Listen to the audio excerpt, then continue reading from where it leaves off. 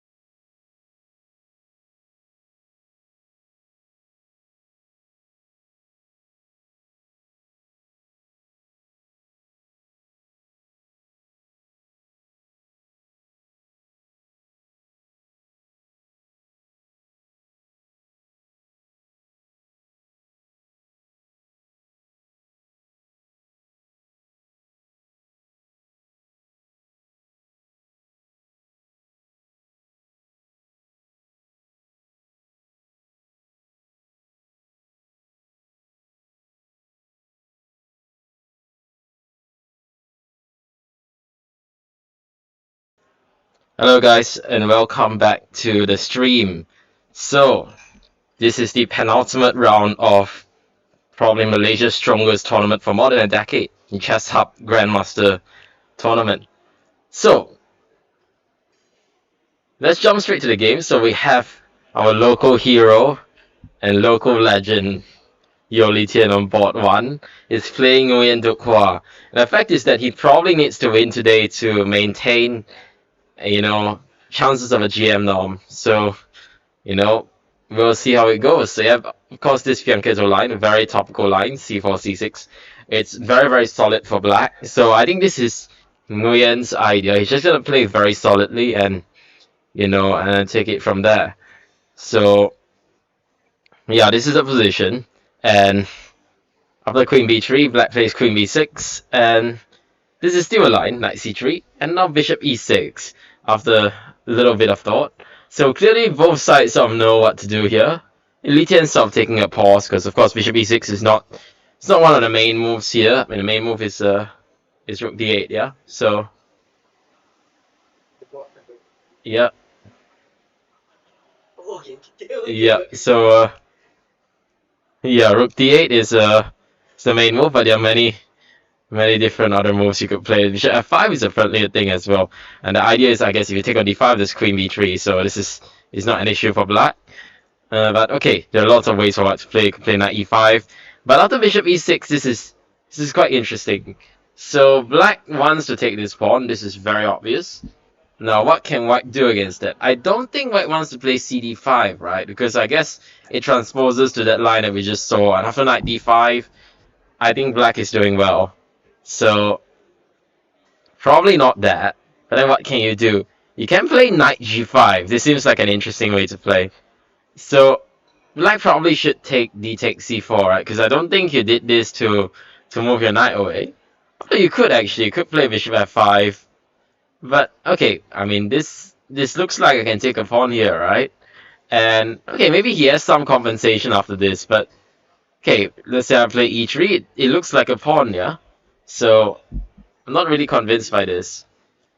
So I think black probably is going to take on c4 after move like knight g5. Then I think actually a position like this is just nothing for white though. Because, yeah, we have doubled his pawns, but at the same time, it's not so easy to get our pawn on c4 back. So, it's a bit of an issue. Okay, so after d takes c4, what can we do? We can play... No, we could move our queen, let's say, to a3. It could be interesting to target this pawn. And, okay, now we have some ideas. We want to take on e6, we want to take this guy on e7. Okay, I'm not sure what what it can do here. I mean, black could go greedy and grab another pawn, but I'm a bit... I think actually I wouldn't be too concerned about a position like this, yeah? Because we've got one pawn back, and probably after queen e7 we can just drop our queen back somewhere, maybe even to c5. It looks like an active square, and then rook d1's coming, we can take this pawn, and we're doing very well. Okay, so queen b6 was played, and now what happens? Well, he's thinking. So we'll come back to this game, but let's check out our most well-prepared player, Yin Long, and Yin Long is actually up against his own favorite French. Yin Long was a Sicilian player for a very long time, but then, I think about a year and a half ago he switched to the French, and his results with the French have been pretty good, so maybe that was a good decision after all. So we have this line where white plays bishop d2. It's one of those older lines, yeah. I mean, obviously the main line nowadays is white plays a3, and yeah, and this has been a main line since the beginning of time, and there have been lots of ways for black to play here, but yeah, this is usually the way black plays. Bishop d2 is another interesting idea. So knight e7, a3, bishop takes, and we take back on c3. So white has the two bishops, but okay, at the same time, black shouldn't be having any problems. He can play, for instance, b6, and this is, of course, a typical idea, right? Because when your opponent has two bishops, it's a good idea to trade off one of them. So bishop a6 is going to come, probably. And yeah, I think black is doing just fine. So we'll see. Black's still thinking, so we'll see what he goes with. Okay. In a game of Tan Junying, well, Jinying only plays the Slav at the moment, as I understand, but he plays it pretty well, to be fair. So knight h. So he plays this bishop g4 line. Of course, the main line here is you play bishop f5. But bishop g4 is one of the other lines that you can play here.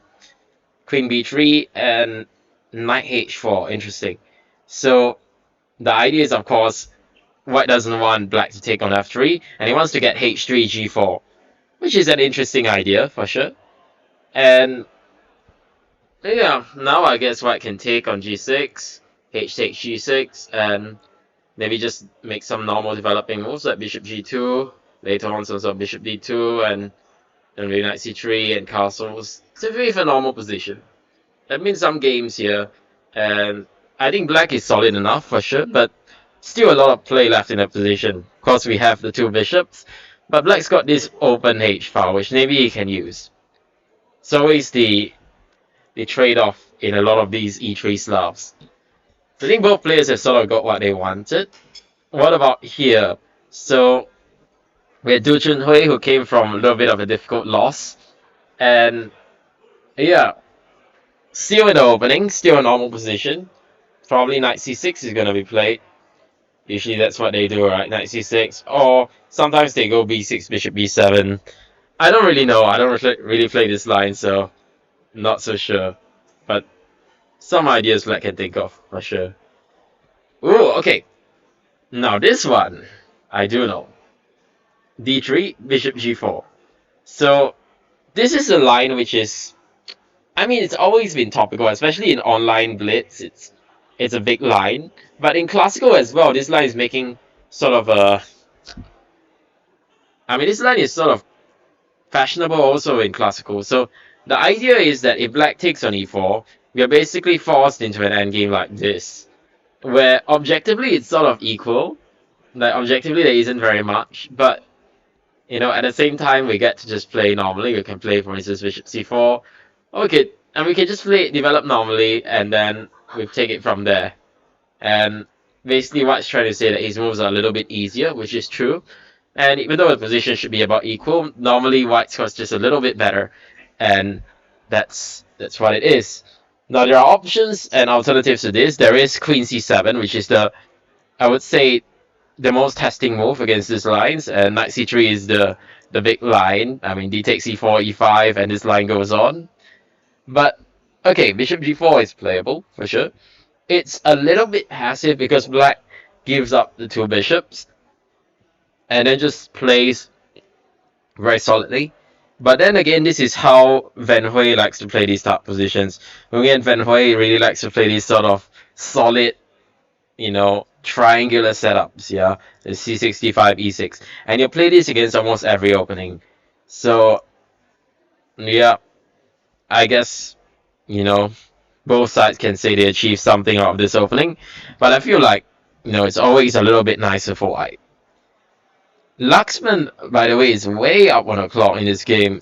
So I don't know what happened. So Calvin's gone for the King's Indian. A very valid choice considering that, you know, he probably should be playing for a win against 2200 if he wants to get his norm. But, okay. We have this line, which Laxman is really blitzing in. So he clearly knows this line pretty well. Bishop at knight c6, and now he blitzes d5, and he puts his knight on d4. Very logical play, of course. Yep. So Calvin drops his bishop, which was attacked, and now b3. So stopping some knight c4 ideas. Queen b6, and e3. Okay, I mean, these type of positions always look a little bit nicer for White at first glance, but I'm not so sure. So Laxman is starting to think, I reckon it has to be bishop d2, right? Because I would like to play bishop b2, I think, but the problem is that I think it runs into knight c4. Yeah, it definitely runs into knight c4. And okay, something like this is just bad. And something like this, it's just takes, which is even worse. So, yeah, that's probably not going to work out for him. Let's see what else is going on. So, rook a8, I guess bishop d2 will be played. Let's see what's going on. There's also other options actually, apparently. I mean, checking the opening book. Actually, there are no games in the opening book. But it's possible to play a move like Queen D2 apparently. And this looks weird, but I guess the idea is that we're going to play Bishop B2 and then later on we can move our rook. Because now with our bishop defended, there's no knight C4. So I guess this is another option that you can go for. Yeah. Okay.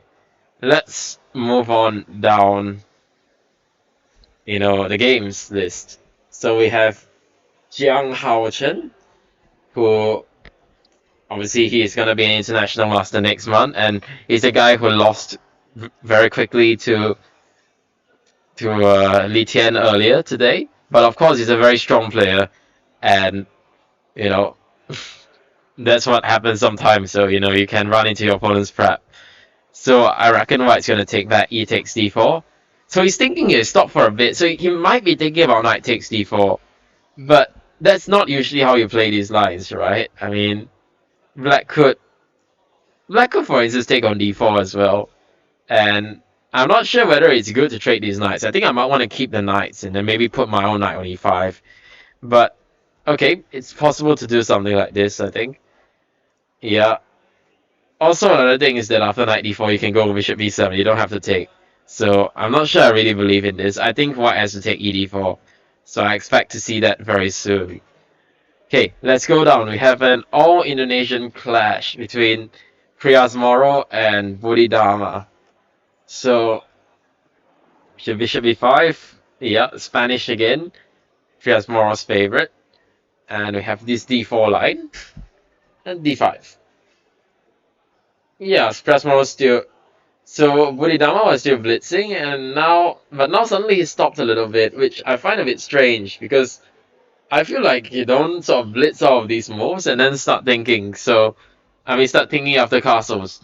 So, maybe something's gone a little wrong with his prep. I don't know. So, what can he be thinking about? Let's say we just castle. How bad is this? I don't think it's too bad, right? I mean, you could take on c6. That's one option. You could take on c6, you could take on d5. I don't think taking on d5 really helps that much, though, because yes, this structure is a little bit awkward for Black, but, he's got two bishops as well. He's going to play bishop g4 later. And if knight e5, I mean, c3 is hanging, so you don't have time for knight e5. So I think Black should be doing fine here. So bishop takes c6 looks like maybe the more awkward move, because of course this is not that great. But maybe after castles you don't... Maybe after bishop c6 you take bc6. There might be something to be said for a move like this as well, but I'm not sure. Yeah, something like this should be fine, no? Because if you do this, that's d4. So maybe we do take on c3. If you take ed5, I might just take back here. And I mean, we reach a position like this, which is just equality. So maybe you can do this, yeah? Or maybe it runs into this, I don't know. Maybe some line like this could be a bit annoying. I mean, it's still two bishops. I mean, it's still opposite bishops, but White has a very nice center. So maybe after this, we take just bc6. And I mean, it's not too bad, right? Like, position like this, bishop g4. And as usual with the pawn on e5, I think one typical idea is that, for instance, after h3, Black can play f6. And now we open up this rook, and I think Black is doing actually quite well. So, yeah, we'll see how this one goes. Okay, let's move on. We have I feel like the Malaysians are somehow playing on the lower boards mostly this round, but I'm sure they will be back out in the next one for the last round. Because I think we didn't have a very good round earlier on. I mean, we had one really nice result from, what's his name? From Yoli Tian. Can't believe I forgot Yoli Tian's name for a moment. As jet lag for sure, playing its part. But, okay, g3, bishop b4, knight d2. Yeah, this is Anderson's pet line. I mean, most of the Catalan players in Malaysia have bishop d2 as their main reply to this. But knight bd2 is Anderson's favorite way of replying to this. And dc4, this is the... Okay, this is interesting because after bishop g2, yep, Black castles. As I understand, the way to do this is you play b5. And now you can't keep this pawn. That's what I understand. This is how you play this line. Now, I haven't checked this line in a long time, so don't quote me on this. But I think there are some lines like this where you play like a4 and then some sort of b3 later on in the game. There's also like h4 in a lot of these lines, so there are some lines like this for sure which you can play. But yeah, b5 is definitely the main move in this position. But castles is actually a little bit less accurate because after queen c2, this is actually a very accurate move because now b5 is really bad because of knight g. Sorry, not knight g5. Yeah, knight g5 there's c6, but b5 there's a4. And if c6, this would be a big mistake because after knight g5. Now the normal way of covering this is to play knight d5, so you know that would cover the diagonal, but that runs into checkmate, so that wouldn't work. But otherwise, there's a big problem with this diagonal. And the white wins the exchange. So what's left? Black played knight c6. I mean, she spent a lot of time on this. Oh yeah, she spent a lot of time on knight c6. So clearly she knew that this was a line, but she sort of messed up the move order. Which can happen because, as I said, Putri is a very strong player, but she only plays one tournament a year. And when you play one tournament a year, I think your biggest worry and your biggest enemy is probably rust. Yeah, when you haven't played for such a long time, you just get rusty. It's how life works, right? Like, okay, queen takes c4 was played. And now I guess her idea is to play queen d5. This is usually the way queen c4 is met, right? In a lot of these knight c6 lines. So the idea is that some line like this is just absolutely fine. It's not an issue. Okay, queen d5 has been played. I mean, Anderson will definitely not take. I reckon he can probably castle. That seems like a very, very reasonable option. So the idea being that, of course, if you take, then the knight gets to c4. And this is a very nice structure for us. Yeah, we can just play normally. You can develop normally. And then later on play a move like knight e5, rook c1. And we have a lot of pressure on the black position. But okay, we'll see how this goes. I think that white's gonna have a little bit of a more pleasant position, but black's also very solid. Yeah. So yeah, we'll see how this goes. Okay, let's go back to Tan Li Ting. Yeah, who was for a very long time Malaysia's top woman player. Now Malaysia's top woman player is well, let's just put it this way. You should go on FIDE.com and check. And it will surprise you who is the top woman. Yeah. And I think that's all I should say. Otherwise, I will be in big trouble. So bishop b5 check. Bishop d7 takes. And yeah, normal position. Castles. And queen b3 is played. Just a very normal game. Bishop takes c3. And I guess both moves make sense. Probably bc3. But then okay. Black has normal play. You can play like rook fe8, rook c8 later on. Just normal position. So I think black has... I'm not sure whether either side is really happy with what they've got, because white hasn't really got much of the opening. And she hasn't got a position she really knows that well either, because she's spending lots of time. But the position is a bit dry, so I'm not sure black's that thrilled either. But certainly they will play, and it will be interesting to watch and see what happens after this. Okay, so... Zaya, can always count on Zaya to play some interesting lines. And we have, yeah, fantasy variation. No respect for his high-rated opponent. Knight c3 and bishop f4. Interesting. Yeah, it's definitely a possible line. Queen d3. I think especially after the Jobava has gained so much traction. This is, I mean, because of the Jobava, I think a lot of these knight c3 bishop f lines have gained a lot of traction. And this is one of them, I think. Basically, this is a Jobava, but white has got f3, e4, which is, I mean, it's great news, no? Queen e3, castles, and I mean, this might still be prep, yeah, he's still blitzing. Bishop e7. And now I guess queenside castles? That seems like the logical thing to do, right? And then, jam these pawns. What's not to like? Okay. Let's move on. This is the last game of a tournament, last board. And Chao Yishen hasn't been having the smoothest tournament. But that is to be expected considering that he's... How old is Chao Yishen again? He's 12 or something, right? Yeah, he's 12. So, when you're 12 years old and you're the bottom seed in a tournament, generally speaking, it's not gonna be an easy time, but I'm sure it'll be a good experience for him. So h4, h6, we have this Caro-Kann. Bishop d3 takes e6, bishop d2, and bishop d6. Okay. I mean, I guess one thing is that black is trying to play for a win, so she's chosen a line that's more lively. She's put the bishop on d6, and I have a feeling that this line is basically mostly associated with some sort of queenside castles. And indeed, black plays queen c7 and goes for queenside castles. Rook h8, and I mean, this is expected, right? I mean, black's trying to play for a win, so she's gonna have to take more risk. But it's always double-edged, right? Because when you take more risk, it means, of course, your opponent gets more chances. And yeah, that's a nice thing about being a low-rated player in a lot of these tournaments, which is that, you know, you really don't have to create any chances. You can just wait for your opponent to come to you, as we saw in that Carvin game, yeah? You just wait for your opponent to come to you. And as long as you don't weaken too much stuff, you know, they might have some issues, yeah? You know, they might create some problems with their own position. So, anyway, knight c5 was played. I think it's a very interesting position for both sides. I mean, this knight is clearly heading somewhere to e4. So, but even if it does get to e4, we can consider taking on e6 and knight d4 at some point. And the f5 pawn might be a little bit weak. So, yeah, definitely a lot of play left in this position. So let's see how this one goes. Yeah, okay. Wow, Li Tian is in the tank. He's really in the tank. He spent like over 20 minutes. Our position hasn't changed. No, we need to ask our broadcast guy here.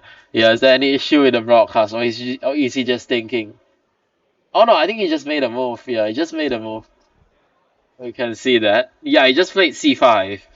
He's hit the queen, and now. I mean, this is still theory, by the way. We'll see whether Dukpa knows this. He really should know this. I think both sides should.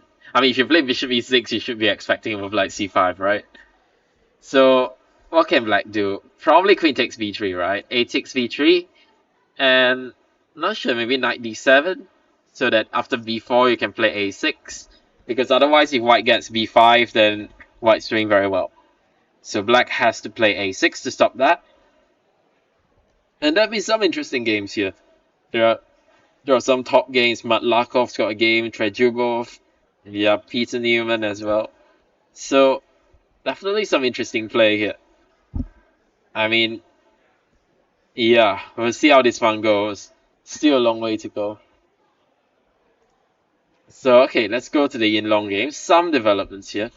I feel like that's the thing about these games. At the start, there's just no action, and then later on, there's too much action. So there's really nothing in between, and that's the beauty and the curse of the 90 plus 30. Yeah, it's like you get lots of interesting play, but all at the end of the round. So right now, it seems like there's not very much going on. Queen c7. Hey, it's a normal line. You have like sitting the pawn on e5. We could, for instance, I think go bishop b5, right? Is that an idea? No, not really. Friendly, the move is queen e2, and then later we'll go and chase that knight with h4, h5. So that's, I don't really know how they play it. This line is sort of outside most of the theoretical discussions, because I think, yeah, knight takes d4, and yeah, knight g6 is a bit of a weird move, yeah. It's not really the most commonly played move. Normally black takes on e5. And, okay, it actually looks quite nice for white, no? Bishop takes e5, knight c6. Yeah, apparently black is doing fine here. It's similar to the other Ryusuke Nanjo position that we saw earlier, right? But, yeah, the thing is that it looks really nice for white, but black will have lots of counterplay. So, subjectively a fine position. Okay, let's move on. We have the Tanjung game. So we have Mahdi Golami from Iran. Yeah. By the way, Mahdi's got a really early flight tomorrow, so I don't know how he's gonna play the round tomorrow. Actually, he probably won't be able to play. Might have to redraw. But we'll see how that goes. I mean, if you play someone who needs a norm, probably, they will play today somehow. I don't know. They haven't decided yet, but we'll see. Anyways, we have a very normal position, solid Slav, really nothing to see here.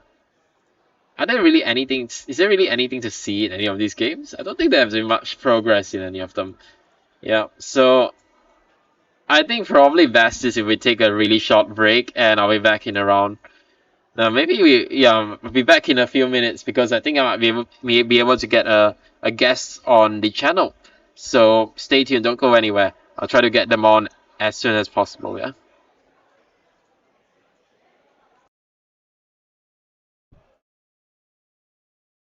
What?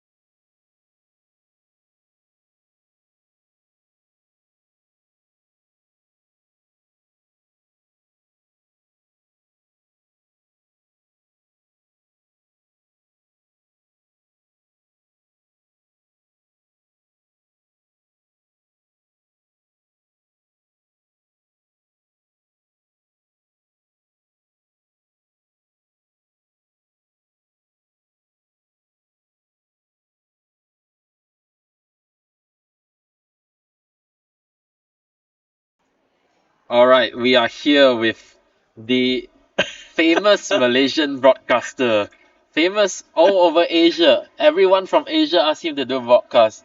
Mr. Shin Azwan. Hi everyone.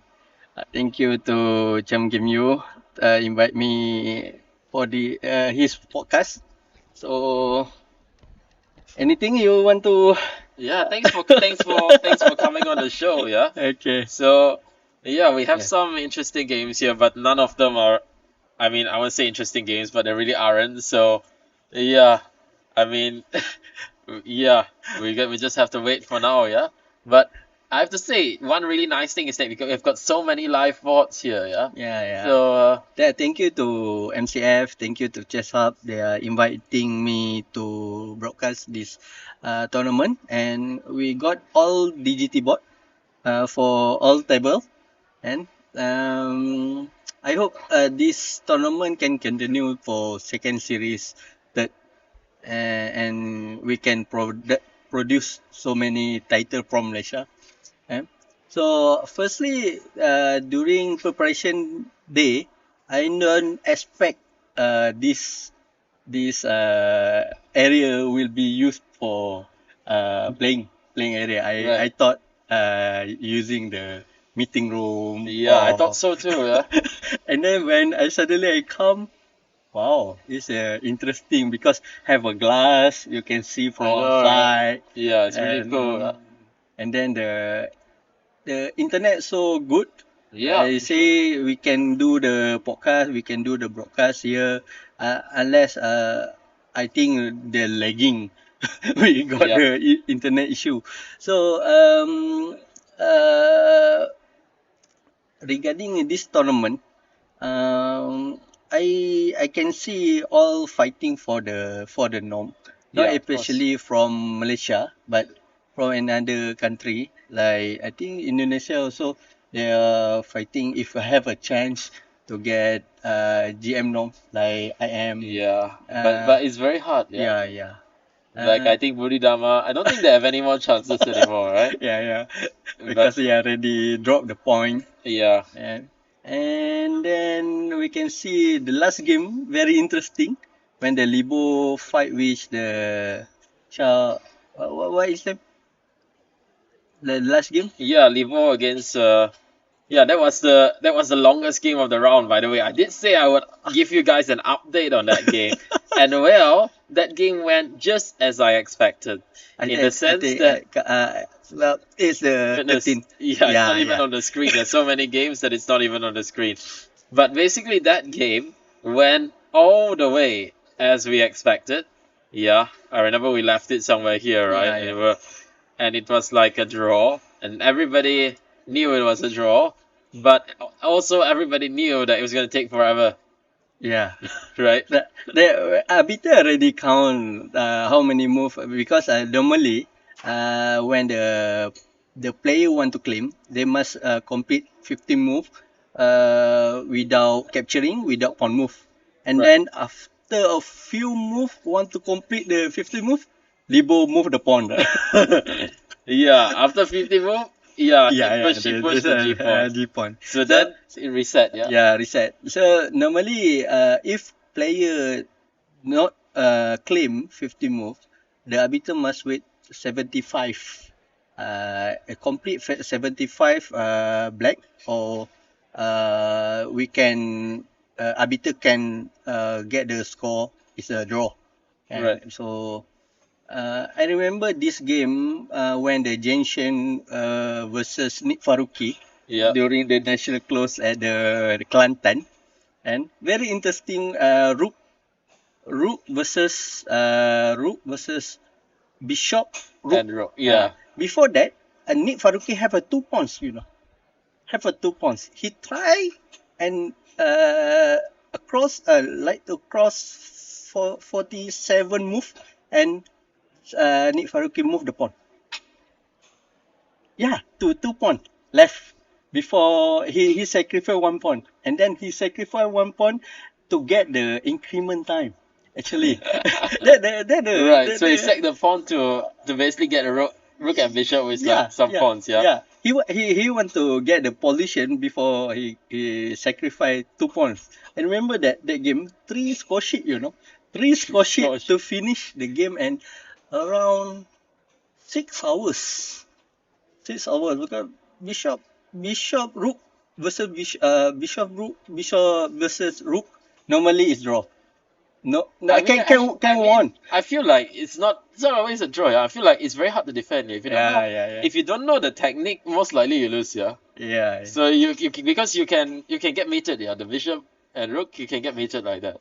So that's the problem, right? Yeah. Then I saw Genshin that time. He think that Nick Faruqi cannot do anything with that position, and suddenly he blunder. Last moment he want to draw. Right.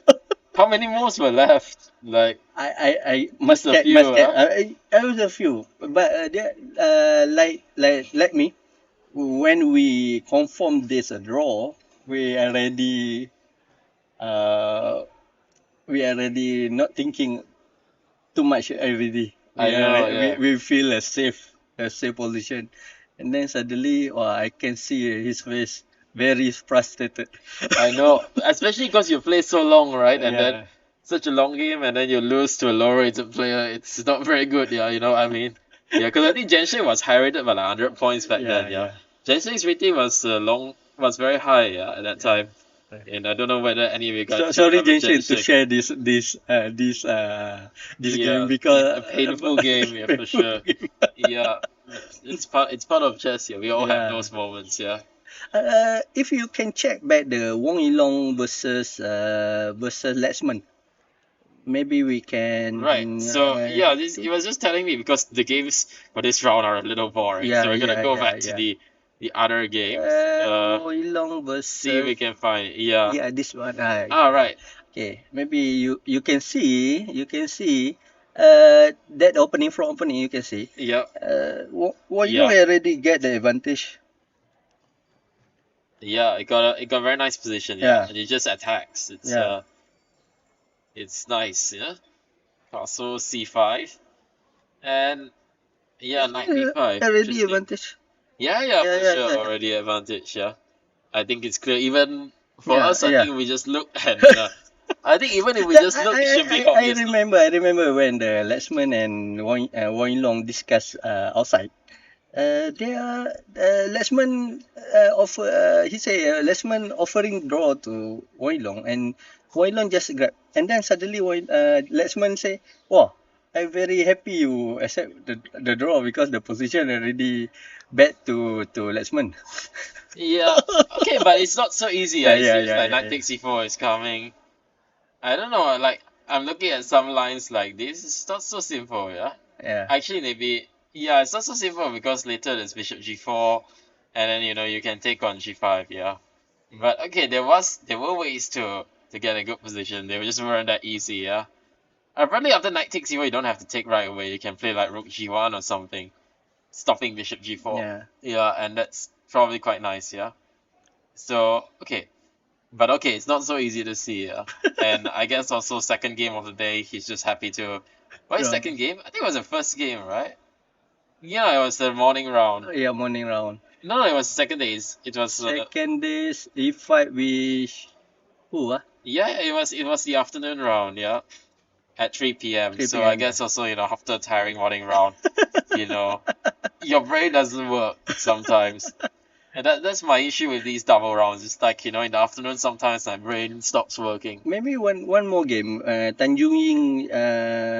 When the six, I think game Tanjung Ying games, Yep. he missed the +6. Oh yeah. Yeah, No, yeah, but yeah, it was yeah. it was +6, but it But was it's not hard, easy to hard. find. Yeah, yeah, It hard, was hard. not easy to find. Like Yeah. somewhere here it was winning, yeah. No, because actually it's funny because when I was looking at this game, I thought, oh, it's gonna be easy draw because I saw it like somewhere here. Yeah, yeah. Then I was like, oh, of course he's gonna take, and then he's gonna play knight d7 and put the knight on c5.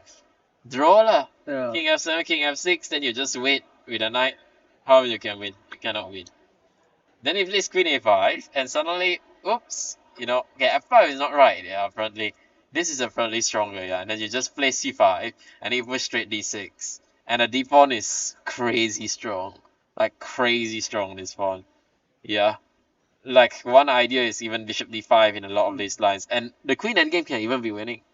Yeah. It's just, but it's not easy to, it's maybe, I think it's actually not too hard to spot, but I feel like this was the best Yeah. chance because later on was very hard, the other wins. Because, okay, he We, missed some wins later on, yeah, but yeah. I think because of time trouble also. yeah, They play below Yeah. 1 minute. yeah.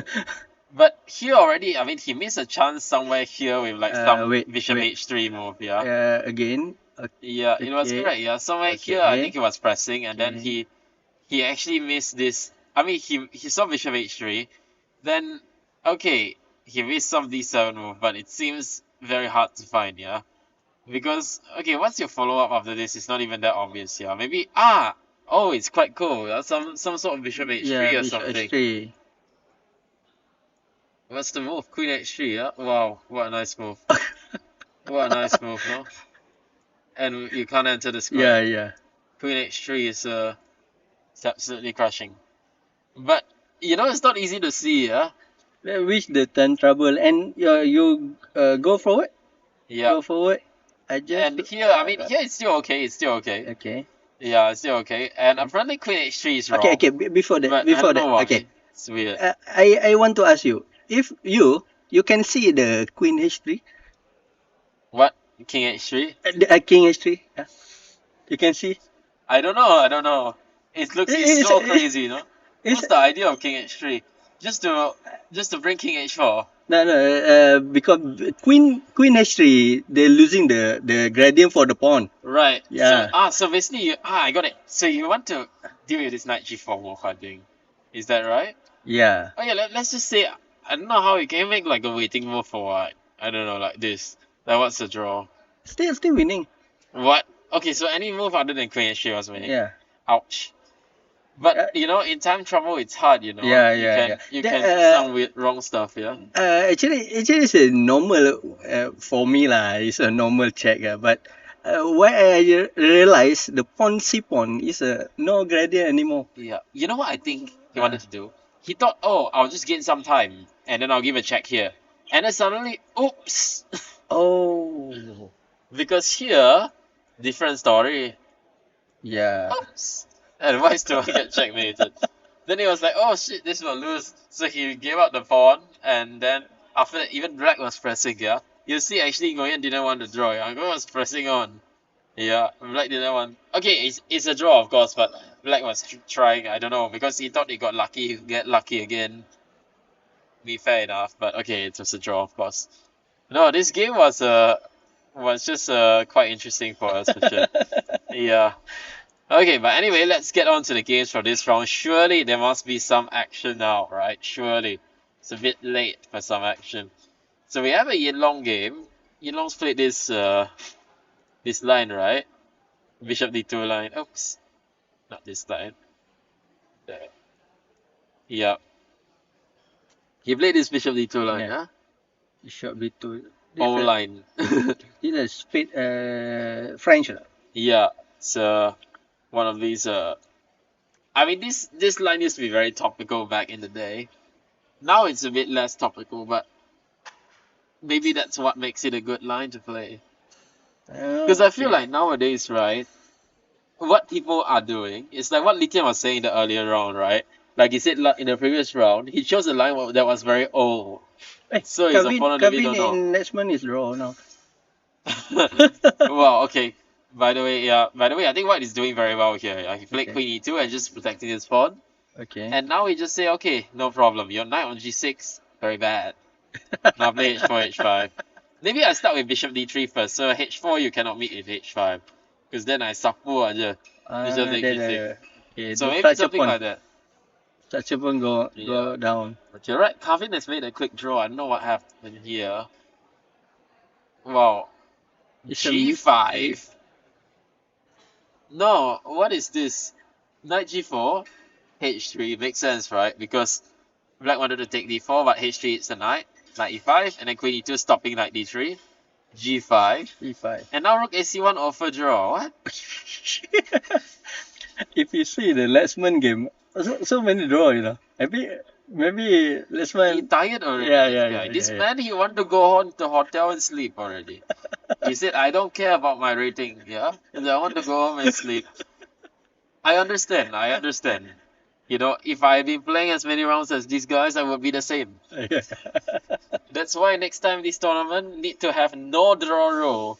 Next tournament in November, I will tell Mr. Najib the new rule cannot offer a draw. Yeah, Cannot actually, at all. oh, you know, it's Not move 30, not move 40, whole game. You want to draw, repeat, or exchange everything. Play until king versus king. No draw offer. Yeah. what you can do is tie break. You can propose the tie break number of win to prevent the draw. No, Uh, because then you punish the people who fight and then make the draw. If they fight and draw versus someone who make a 15 move draw, you know, It's a different. oh, you see, you cannot do like that, right? Okay. That's why I don't like that. Also, it's like you punish them, you punish the people who are solid. Those people who win, lose, then they get a lot of wins. They get all the money. Then those who are very solid or the ones who fight and then unfortunately can only draw, That then they get punished, yeah? the theory is you lose round one and you come back from Yeah, at the exactly. back. Yeah, if you have this tie break, that's the problem, right? Then all the guys who they lose like 2 games and then suddenly they champion, yeah? Yeah. They play all the bottom boards and they champion. That's the problem, yeah? So the only way is just no draw rule. No draw rule. Not move 10, not move 40, no nothing. Not move 100, no. You want to draw must be position. Position must be wait the draw. Changgemu become the CA. Yes. I see, I don't care. I don't mind waiting. But I don't want any 10 move draws in my tournament. Okay, anyway, we have this junior game, Bishop G2. No, because the thing is you cannot blame the players for this, right? Yeah. Players They- are tired and everything. You know what I mean? This theory like Bobby Fischer don't like the Russian draw. Yeah, yeah. Remember? No, because I always think of it that way. If you want to, I don't know, but for me, right, I play chess mostly for more for fun in that sense. So I'm like, why you make the quick draw? But you know, you got to understand, right? Some people do this for a living, yeah. Yeah. Like for me, we are mostly like coaching and doing streaming and a lot of other things. But some people only play for a living. So you know, these quick draws is their way of taking a half day off. Yeah. So you cannot blame the players. You can only blame the organizer. Don't have draw anti-draw rule. If the Anti-draw. organizer don't have anti-draw rule, Okay. meaning organizer endorse quick draw, Understand? right? Organizer endorse and encourage quick draw. That's why 15 move easy to make 15 It's move. easy to it. Okay. Yeah, if you want at least 30 moves, at least 30 moves. Yeah, because 15 move, what is this? Yeah, please. But it's okay. Next time, feedback for next time. That's Yeah, the thing yeah. about chess, right? You know, we make the small improvement. This tournament already very good. You see, I'm nitpicking something small. Means tournament already very good. You know, So next you must play.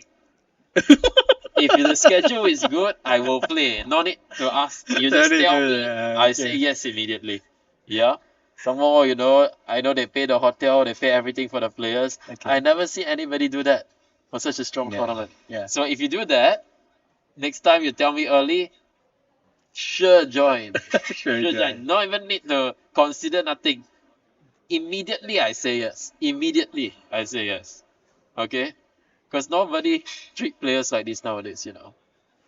Not in Malaysia, not in Europe, not in Africa. Nobody treat players like this nowadays. So So, yeah. we going back to Okay. Litian games. Yeah, It's this a- one is it's a- nothing much. Yeah, just a normal ground fair, equal position. And here, what do we have? You think this Mass. they will draw I don't know. because the less chances Litian get the I think Li Tian will not go for draw, obviously. He's got yeah time to yeah win. yeah He will not must take the pass. draw. Come on, you know. He's like, But what you think the position will of the result the draw? you know, I think, right, this is Li Tian's strategy. He's playing a position like this, right? Okay. Where it looks very close and everything. But if you think about it, right, nothing has been traded. Because He hasn't exchanged a single piece of pawn. And this is one thing to think about when you're trying to play for a win. It's trying to keep more pieces on the board. Because when there are more pieces, there are more possibilities in a position. And there are more options for either side to go wrong. Which is good if you want a decisive result, I think. So this is his strategy. Rather than play a very forcing line, which maybe his opponent will know, just to play a line which is, you know, keeping all the pieces on the board.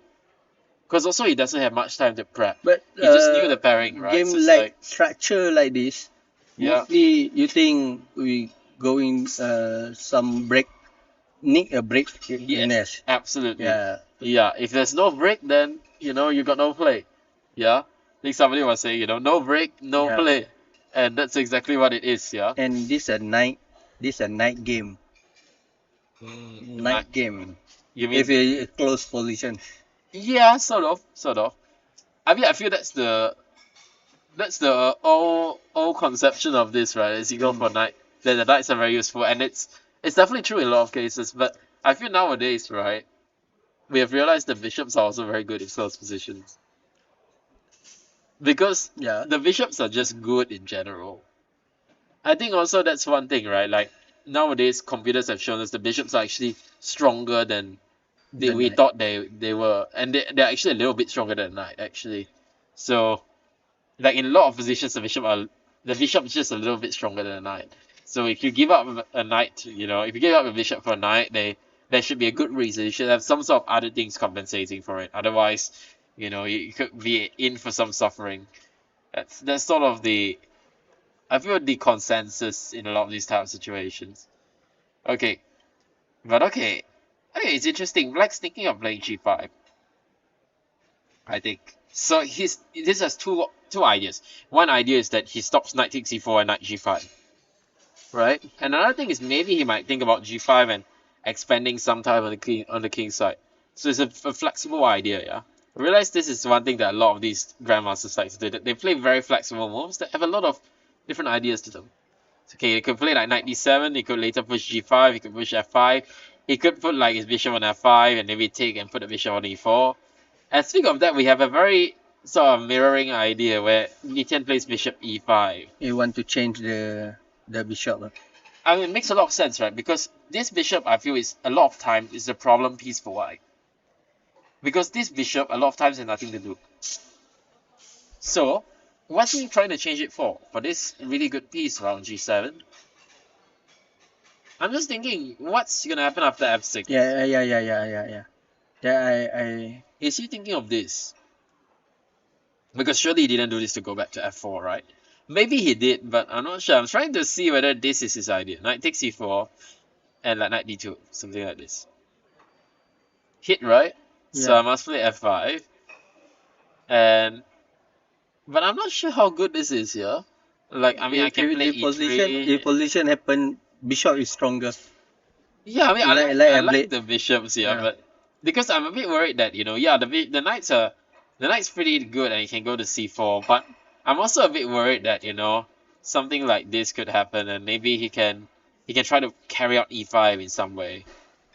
Right? Yeah. Because that's always the break that it's like Shin was saying, right? In the close position, it's all about the pawn break. Pawn break. So, like something like queen. I don't know how to do it, but something like that. Maybe queen e6 even. So, b3. I'm trying to carry up e5 in a nice way, but I don't know how. Oh, I very scared about black bishop. Actually, you know what? Yeah. I'm thinking about it. Maybe we don't even need to play e5. Yeah, we yeah, do yeah, that yeah, instead? yeah. I look scary, looks scary. Yeah. I'll be scared, do, so can do the can do I'm still also. scared. So, I think this is not his idea. No. So, what could be his idea? Could it be just to go back? Go back G5. And then he'll go back to like Yeah. e3 or something. It's So very what- provocative, but What sometimes you need to do advantage that, yeah. for white to provoke the pawn storm? No, but I think a lot of times in these fianchetto structures, right, these pawn storms are always a bit double-edged, right? Because, of course, they could get strong, but it's also weakening his king, right? So it's Weakening his king and bishop like Yeah, no have a vision move anymore. yeah, There's a I block. think this is what he's trying to provoke. Because if you think about it, right, how to activate this guy? It's gonna be f5, right? Yeah. So you're basically forcing black to storm if he wants to improve his position, right? Before this, if you change the light bishop, how? It's a queen. Where? Bishop go to yeah. Yeah, okay, this makes sense as well, right? Because you think about it, it's like we were saying, right? This guy was a front piece for white. Yeah. Now this guy is a front piece for black. Okay, so I don't think this brings any dividends. I mean, you can play d takes c4, and some position like this seems fine for black, right? I mean, f4 is coming, so this doesn't feel right. But maybe he goes back. Yeah. Because like same thing, right? We don't want to trade this guy. So maybe now I don't want to take a knight d2 and then put a knight on c4 like this. It's a bit risky, I know, because the pawn is gonna storm. But I feel like when you know you need a win, it's sometimes, liberating. Because you know that you only need to win. And you don't need to think about, oh, should I play safe? Should I try not to lose? Should I make a draw? Should I bail out? No, you don't need to think about this. You know you need to win. You need to do what you gotta do. And so, if that means playing a little bit more provocatively, then No, we can gotta check. do it, We right? can check some suggestion from Indian. Yeah, let's see what the engine has to say. f6 surely has to be the move, right? Oh no, the engine doesn't like white. Honestly, we weren't super convinced by this either, were we? Yeah. Because we're forcing white to storm, but I think the best to say is that it's just an interesting idea. Yeah. It's not really objectively anything. It's a But draw. to be fair, I mean, this line is very, very solid. I feel like against these fianchetto lines, this is maybe one of the best lines to play as black because it's very solid, and it's gonna be very hard to play for a win. Black has to know some stuff, but if he knows some stuff in these dice, it feels very hard to play for Wade. Let me see, it's a little bit passive from Black, but his pieces get out too, because White doesn't really have. Obviously, it's a close position, so White doesn't. You think I mean, the White doesn't need to. Black doesn't need to worry that his piece is a bit passive. Yeah, you think the Dokwa will play draw this game we'll play draw. and waiting I mean, Litian? I wouldn't know. I wouldn't know. If he played draw, could I say? I think he's okay with a draw from the start. To be Yeah. honest with you, I think He play a draw because Litian need to win and he made a mistake for middle game. Oh, by the way, I feel like this is Dokwa style. He plays very very solid always. I feel this is. I mean, him and Van Hui are similar. They have a very solid repertoire, and they just try to play a solid position. And That's the way they like to play. okay, Their end games are also pretty good from my experience. So they're good end games, and then they play very solidly. And they're like, okay, I'm fine with an equal position, which is very solid. I know my structures because I'm confident that I can outplay you. How So many it- time you but- you facing Dokwa in Dokwa your life? only one, just one rapid game. I Oh, think. Rapid game. Yeah, that was in Merdeka last year. You were the broadcaster. Yeah. Really? Yeah. Okay, I will No, send the games. Yeah. It was really great because we were playing their team. There were like two GM. It was this Dukwa and then another three IMs in the team. I see. And then the other bots drew and I won. So we won that match. Which was When epic. can we go another bot? Yeah, obviously we should move on. This one is going to take some time, but I don't know why he's not playing F6 right away. I mean, actually, the playing hall is literally at the back, so we shouldn't say things too loudly. Maybe, he might hear us. Yeah, but I mean, I don't know why he's not playing F6. It's weird. It's really weird. He needs to Okay. just blitz it now. Maybe we go to Putri Yeah, games. okay, look at the beginning. Yeah, This one yeah. is no action, by the way. Yeah, Oh, yeah. there is some action, but it probably will end up in a nice endgame like this. H4. No, this is like what you want. That's why. No, Yeah, I yeah, feel like yeah. this is a dream. The The dream dream. position. Because when you play someone high rated like this, right? Like, okay, it's like 150 points high rated, so it's actually proper high rated. It's not like high rated by 50 points or something. Yeah, it's actually someone properly high rated. You want a position. You don't want a position that's draw. You want a position that is safe and better. Yeah. And this position is both safe and better for White. So in that sense, Yin Long has got what he wanted from the opening, for sure, 100%. Whether he can make it, make it count and make it into anything, we'll see. Yeah. But okay, I guess we'll come back to this game. So we had a request to see Patrice's game against Anderson. Anderson is Anderson is not having the best event, let's just say. No, I jinxed him earlier today because earlier on I predicted he was gonna win this morning. Because his position was so nice, I was like, Anderson, this is his favorite position, he's gonna win. Like 1 hour into the round. I jinxed him. Maybe he Sorry, made some Andy. Yeah, that was my fault. Yeah. No, but Andy is a great kid. Yeah, great guy, great friend. Yeah. But So- he's not very kind to me over the board. He's kind off the board, but not on the board. I This always lose to him. This a It's not Catalan fair. Catalan games. Yeah. Oh, by the way, Andy's repertoire is literally just Catalan and Fianchetto stuff. Okay. There's another player in Malaysia who has a repertoire like that, and a strong player. I will not say who it is, but I guess you guys probably know at this point. Castles Rook D8. Yeah, I don't know. I feel like Patrice messed this up a little bit, yeah, because normally here, right, you don't castle first, you play B5, right? It's the B5. idea. Okay. But the problem is that now after Queen C2, you can't play B5 because of this trap, right? And you cannot play Knight D5 because mate. And this is the trap. So Knight C6 is played. I mean, it's an interesting line, yeah. Queen D5, and I'm not sure whether this is a prep. It feels a bit weird to have this as your prep. Yeah. But I know some of the guys have this in Malaysia. They play lines like this as flag. So she might have learned it from one of them. One of them's actually a good friend of mine as well. So Okay, give me a clue. Is a brother? a brother in terms of what? It's not Shake games. No, Nah. Shakir doesn't play like this. Shakir Ah, is more principled, I feel. Shakir is a more principled player. He doesn't play lines like this. I see. But there are guys, this guy, okay, Okay, I he's wish. helped a lot of people with their lines, yeah, and he comes up with very interesting ideas. Yeah, he's a Sabahan, so Sabahan. yeah, you probably know who that is. Masrin. Okay.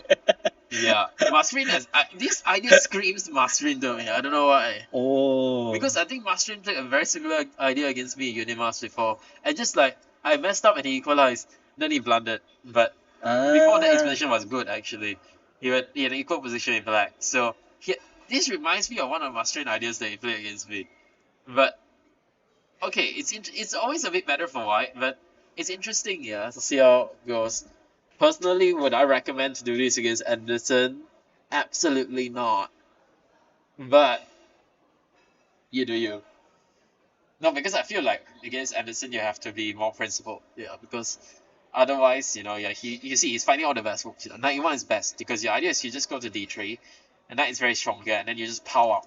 And if you Ooh. and his idea is just put the knight on C5, put the knight on D3, and then you cannot move anything already. So this is the problem I feel when you play Anderson. You have to be very careful because he's very accurate in these sort of situations. When they needs like one move. Okay, with the exception of this morning, he's usually very accurate. So you have to be very careful playing with him. No, I think this is normal, right? When you play strong players, they're very accurate. They're gonna punish you for making mistakes. And Anderson is a very strong player. So obviously when you do stuff like this, you're gonna get punished. Yeah. Okay. The one question for Yeah. Amato like me, Yeah. what you suggest the prepare line for the Catalan to play Catalan? My question for amateur beginner player that when they know you are already prepare well the Catalan games. What the best? What the best to prepare like main key Indian like Kevin play or I mean, there are a lot of different ways to play, even in the Catalan itself. Yeah, they can go for the Bishop E7, Castle DC4 line.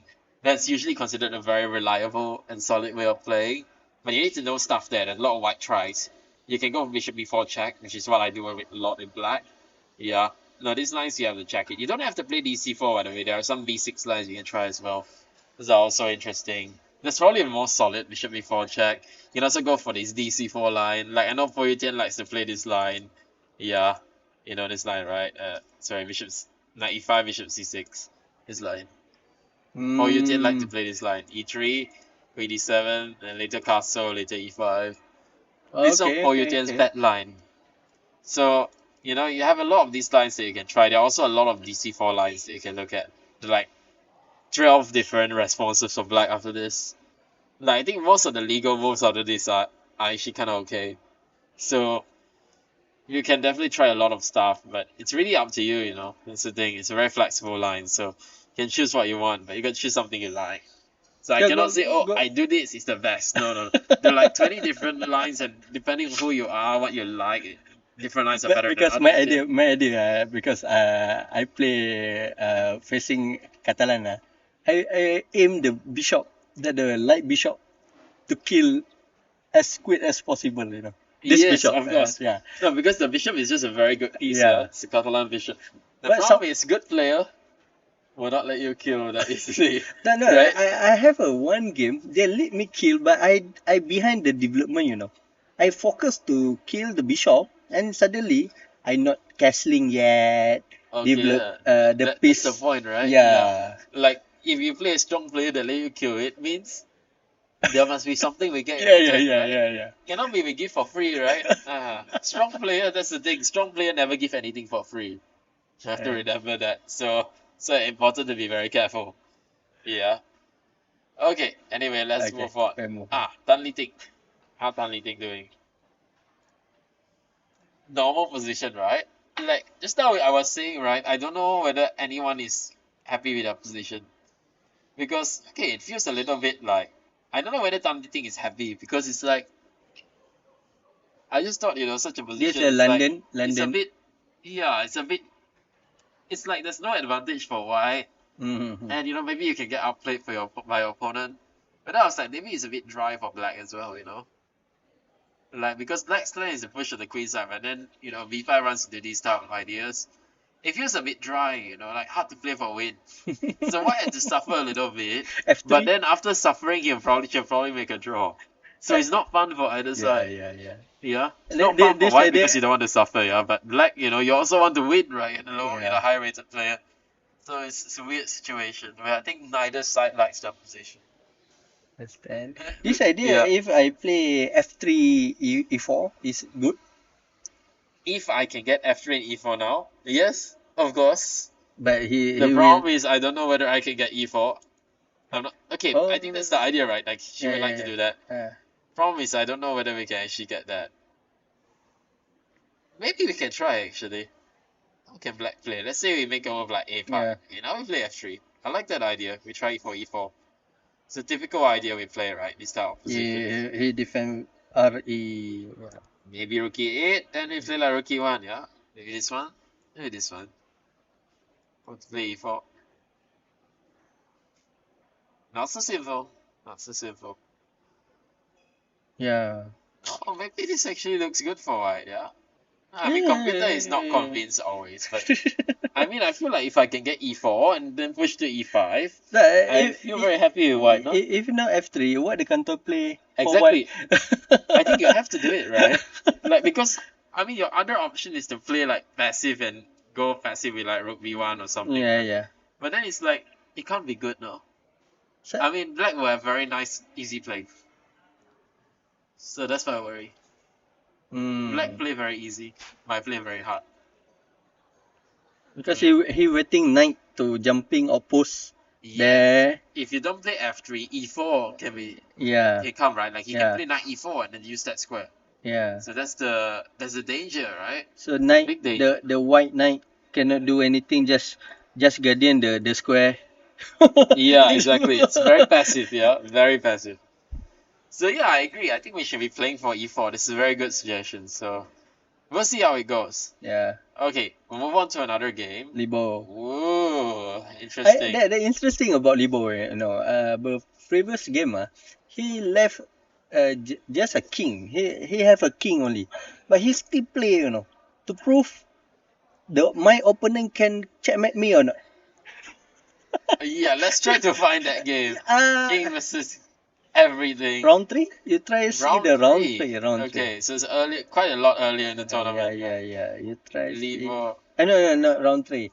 Round 4? that was Li Round Tian. 4? Yeah, he did play until checkmate against Li Tian. Yeah.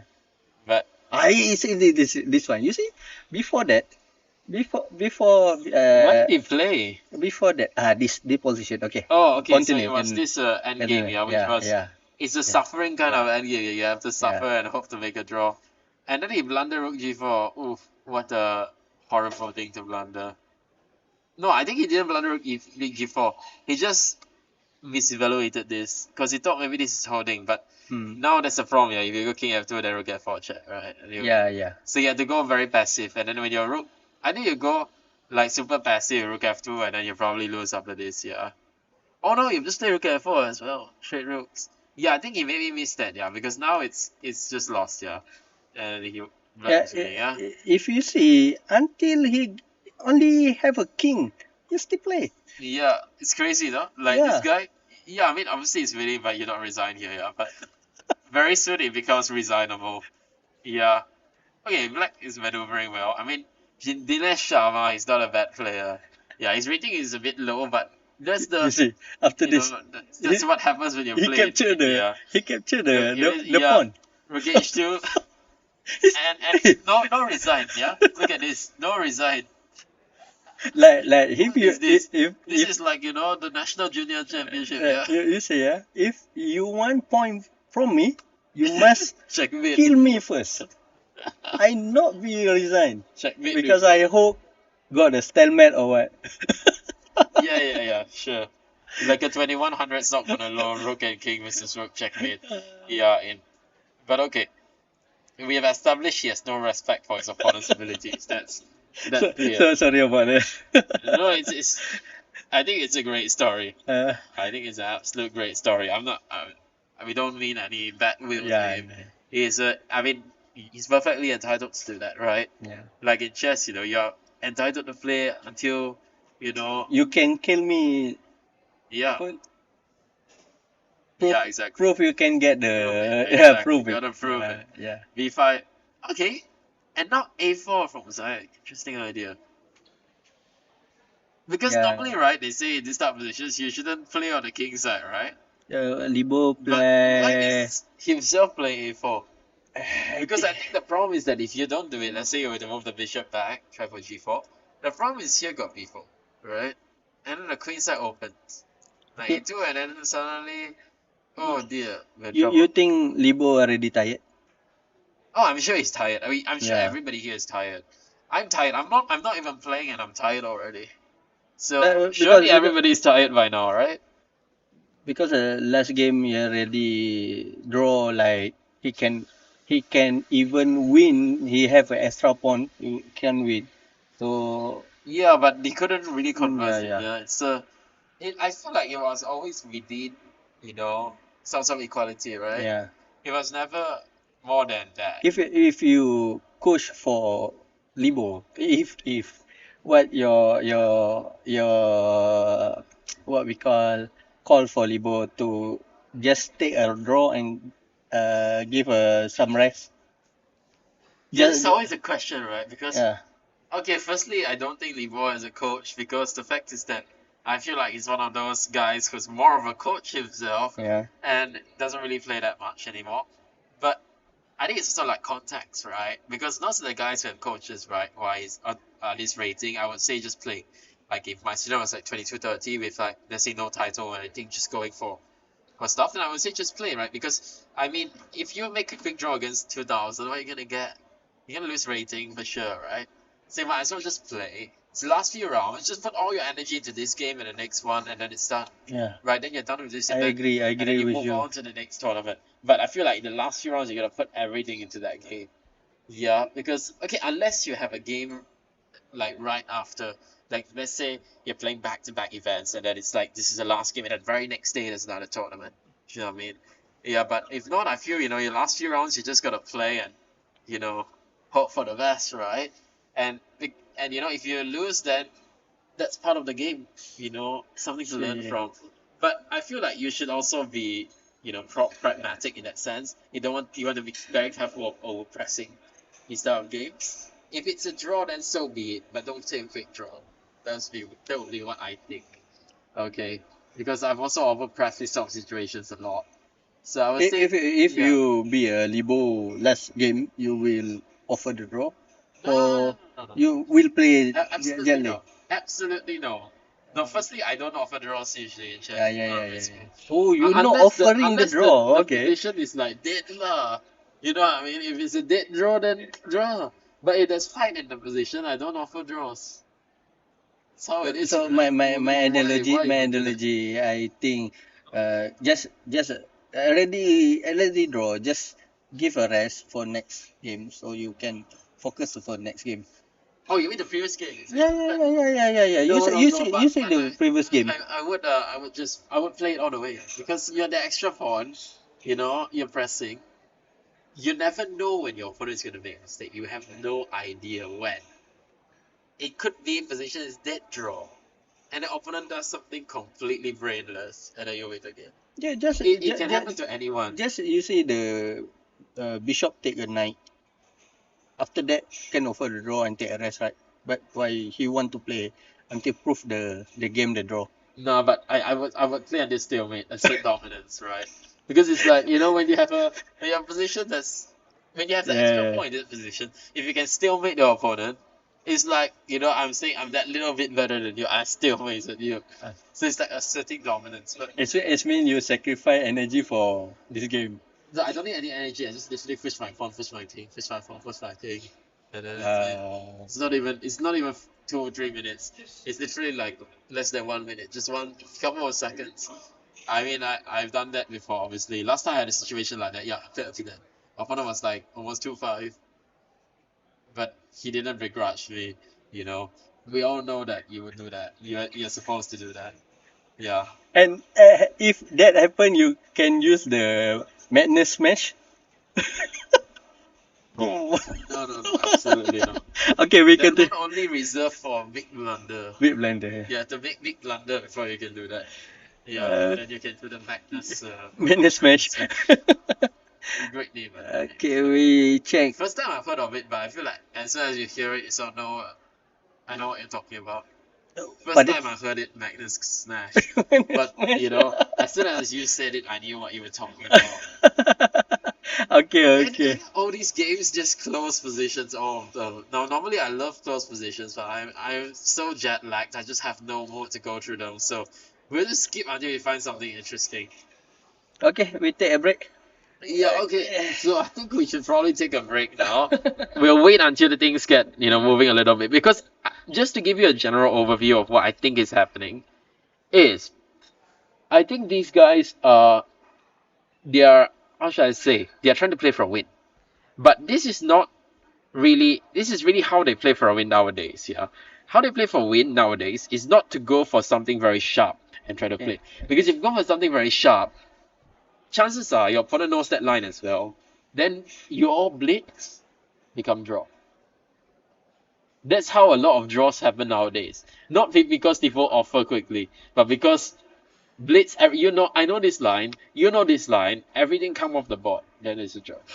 That's why I said, punishing people by saying number of wins is a very bad idea. It's the worst idea I've ever heard. Sorry, no offense to you, but because you're not the one who came up with this idea. Yeah, many people who came up with this idea before, right? And we can see it doesn't work. So yeah, Actually, good. if you read the rule, arbiter rules, they say you can offer draw from move one, complete move one. You can offer a draw, but we encourage do not do that because number one, they play at the DGT board. Right. What for the organizer pay the DGT board? We check one move only. E4, E5. I know. Last time in Penang, alright, I remember in Penang in between, right, round 6, round 7. Whenever I go there, Yeah. the GM come into the room 15 minutes late, Yeah. E4, E5. And then I say E4, E5, half. It's no good if No, you not have a broadcast. No draw offer on DGT board. Number two, we try to prevent fixed game. Yeah, of Yeah, course. not But nice very hard referee. lah, right? How you know they're gonna fix? Yeah? Yeah, I remember one game at the Olympiad. Right. So I go Olympiad 2000 at the Chennai time. I Right, go. very nice. One player, I don't want to say any country. Right. If he won that game, he secure FM title. Right, Yeah. okay. So not win. It's a draw.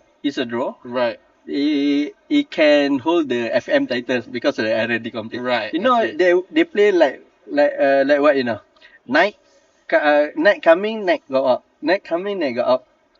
And then when the arbiter coming and see the position like that, not the arbiter, this a chief arbiter coming, and they decide to give 0-0. They should. Yeah. 0-0 It must be. because not respect the reason not respect the Olympiad games and Yeah. even the PGN they not upload and they not show to anyone how Right. they draw But they play like knight F3, knight Yeah, F6, knight yeah. G1, knight G8, knight F3, knight F6. and Come on, guys. you remember Like, the your title at stake, why you do that, yeah, right? anyone want to secure the less they go there for nothing. Yeah. Because this section 9 I think the Madness Nakamura they play at section 1. Right. Section 9 is a lower board Right. and so they are try to secure what they can get Yeah. title or rating. And if you remember one games, the Super GM games they are play I Oh, yeah, forgot the Dubov. yeah. Dubov, And, that published and so. suddenly what the result 0-0 Yeah, right? 0-0. But why you would do that? Come on, yeah. Unless you're making a protest or something, yeah. That scum is a fixed game. Yeah, yeah. You don't want to play the pawn move because if suddenly you can win, oh, I don't want to draw. If I play the pawn move, development move, and suddenly my position better, I don't want to draw. So they play the knight because you cannot do anything. But Yeah, but there are so many ways you can fix a draw, no? You can fix the Berlin one. Like that's how all the Super GM fix the draw, right? They just fix that Berlin draw. Queen e4, Queen e6, Queen d4, Queen if e6, yeah? if you go to lower board, Yeah. that even I try to expose here to win the district, to win the state, and go to MSSM. They don't care how the result come out because no proof show draw nine Yeah. comment and Yeah. so If for it's a the rapid game, you yeah, cannot enforce so even the standard game to go to MSSM as state player. I versus you. I want to secure my position. I say, Kim Yu, we can draw. yeah. And I don't want to play the Berlin or what. Hey, can we play the night? You understand what I mean? Yeah, Yeah. but you will get three double zeros with that. We know that, right? Like now it's already clear, yeah, especially after the Dubov incident. Everybody's scared to do this type of protest game now. So yeah, it's like yeah, that's what it is. Okay. Yeah. I need to go in to check the games. Thank you. Okay, Invite me. thanks to Shin for joining the broadcast, yeah. Thank you. Okay. See you around. Okay. Okay, and on that note, we're gonna take a quick break, and we're gonna be back in about, 10 minutes or so, alright? So don't go anywhere.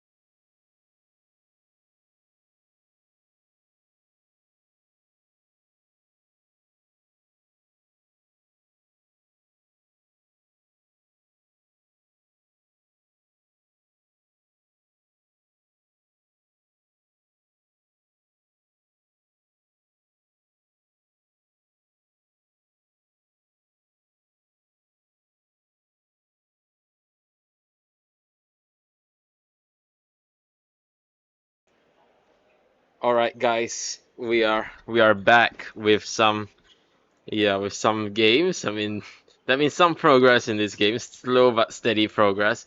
So yeah, we'll take it game by game. So we have this Li Tian game where, let's see. I mean, wait, something went wrong. So, okay, so Bishop E5. So we were saying Black was gonna play F6, right? We thought he had to play F6. So no, he did not play F6. He thought for like almost more than 10 minutes, and he brought his knight back to F6. Which is interesting. I think Black's trying to be a bit more solid here. But I feel like this is what Li Tian wants. He plays b4, knight b7, and bishop f4. Okay, so Black plays g5, and then his knight goes back to e4. So there's a bit of back and forth here. And now h4. So I guess Li Tian is trying to exploit these pawns on g5 and h6. If he could try to force them forwards a little bit, I think that would help for sure. So Black plays knight df6. Interesting. So now, yeah, Black's trying to play for some counterplay. So after hg5, knight g4. That's his idea. So it's temporarily given up that pawn, but now, the bishop on e3 is hit, right? And let's see what can White do here. So I think moving the bishop is probably not an option because there is going to be knight f2, so you can't move this bishop. What else is there? If you take on h6, I think this is not a good idea because of bishop h6. So what else can we do? We could take on e4, d takes e4 and play knight d2. This seems like a sensible option. It seems like a very sensible option for Black. I mean, you could take on e3, but then I play fe3 and... yeah, I'm not sure whether there's enough compensation here. I kind of like White. So surely Black can do better than this.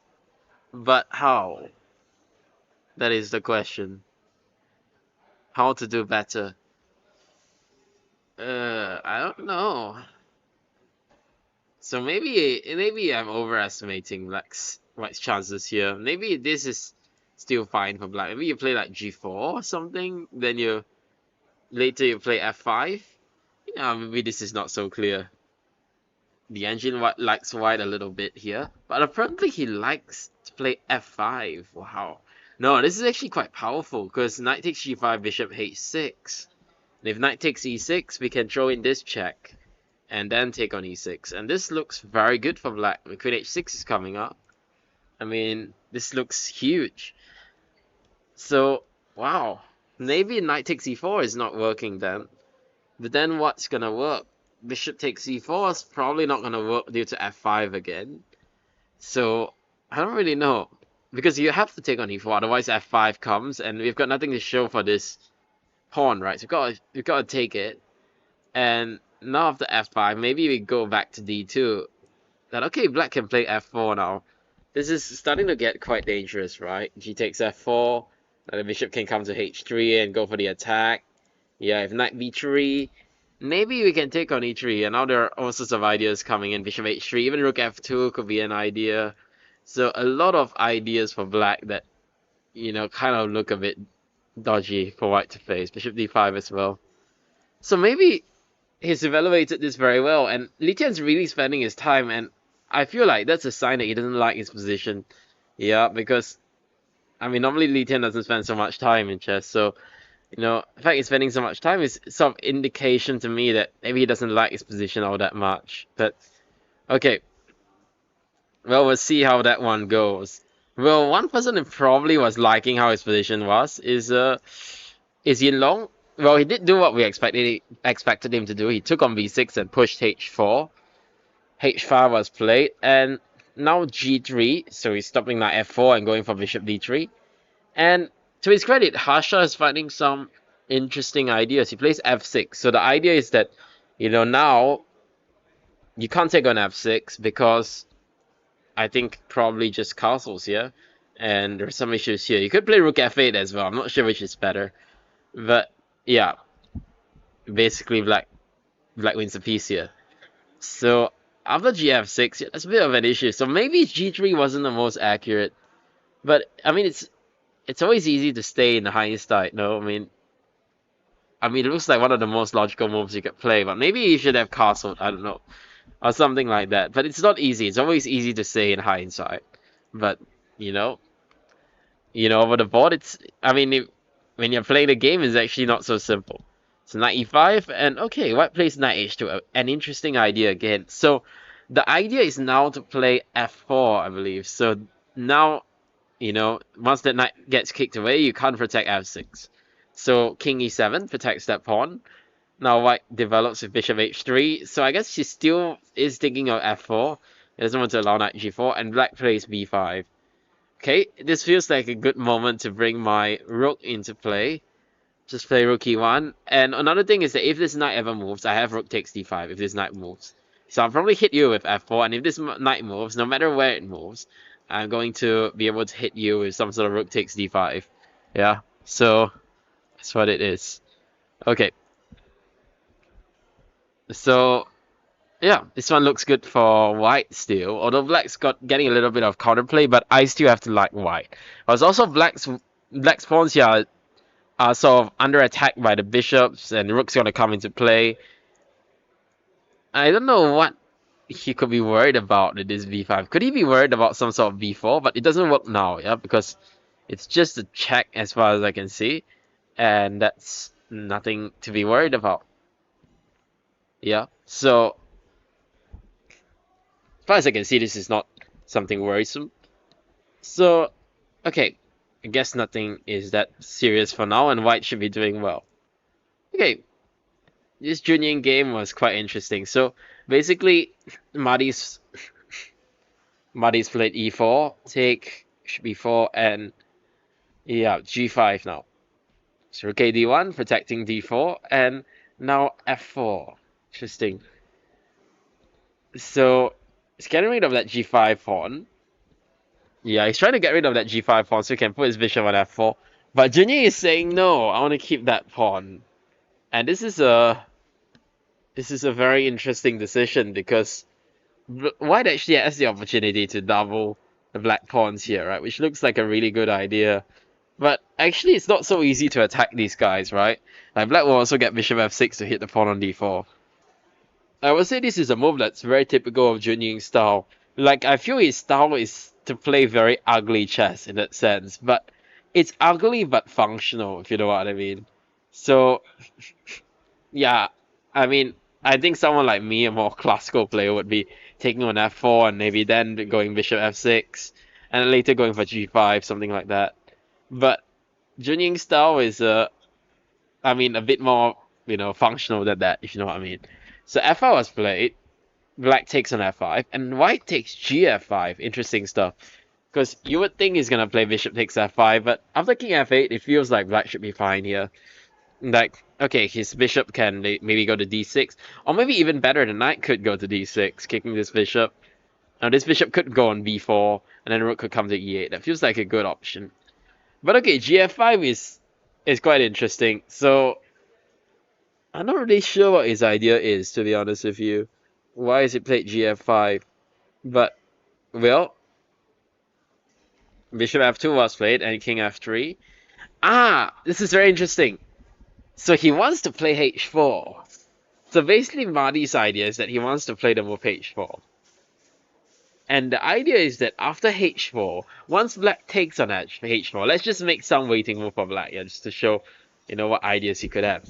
So let's say some sort of king b8. Let's say we make some more waiting moves for him. I think white's idea is to play h4. And basically the idea is that in this structure, the pawn on f5 is actually really good.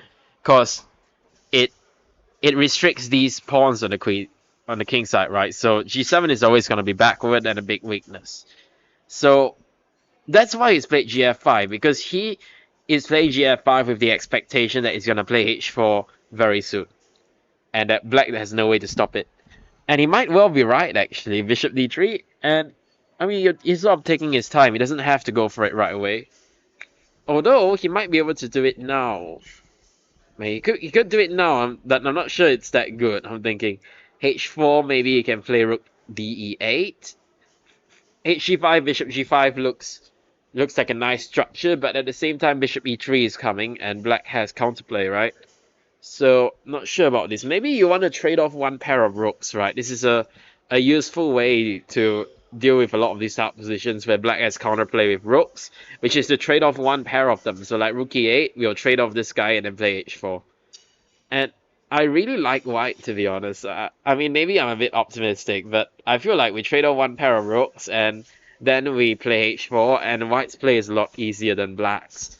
So I think you should have. I think this is probably what he's gonna do, to be honest with you. So let's go with some other games. This one has been no progress. And, well, we have Tran Tan 2 against Van Hui. Another. Oh yeah, we saw this game, right? I was saying this line is considered a little bit better for white, tiny better for white, but very solid position for black. Another thing I feel about Van Hui, he's not a guy who's very attached to his bishop, so okay. It's a solid position with good play. And that's enough for him. His opponent's a bit higher rated, so he should be okay with a draw. Yeah. So Queen C7 was played, A4, and white's trying to just get in some space on the queen side. Why not? Bishop comes to D4 and just rook A2. So white's not worried about this because I guess in the future he will be playing some sort of C3 eventually. So H4, pushing the pawn to H5.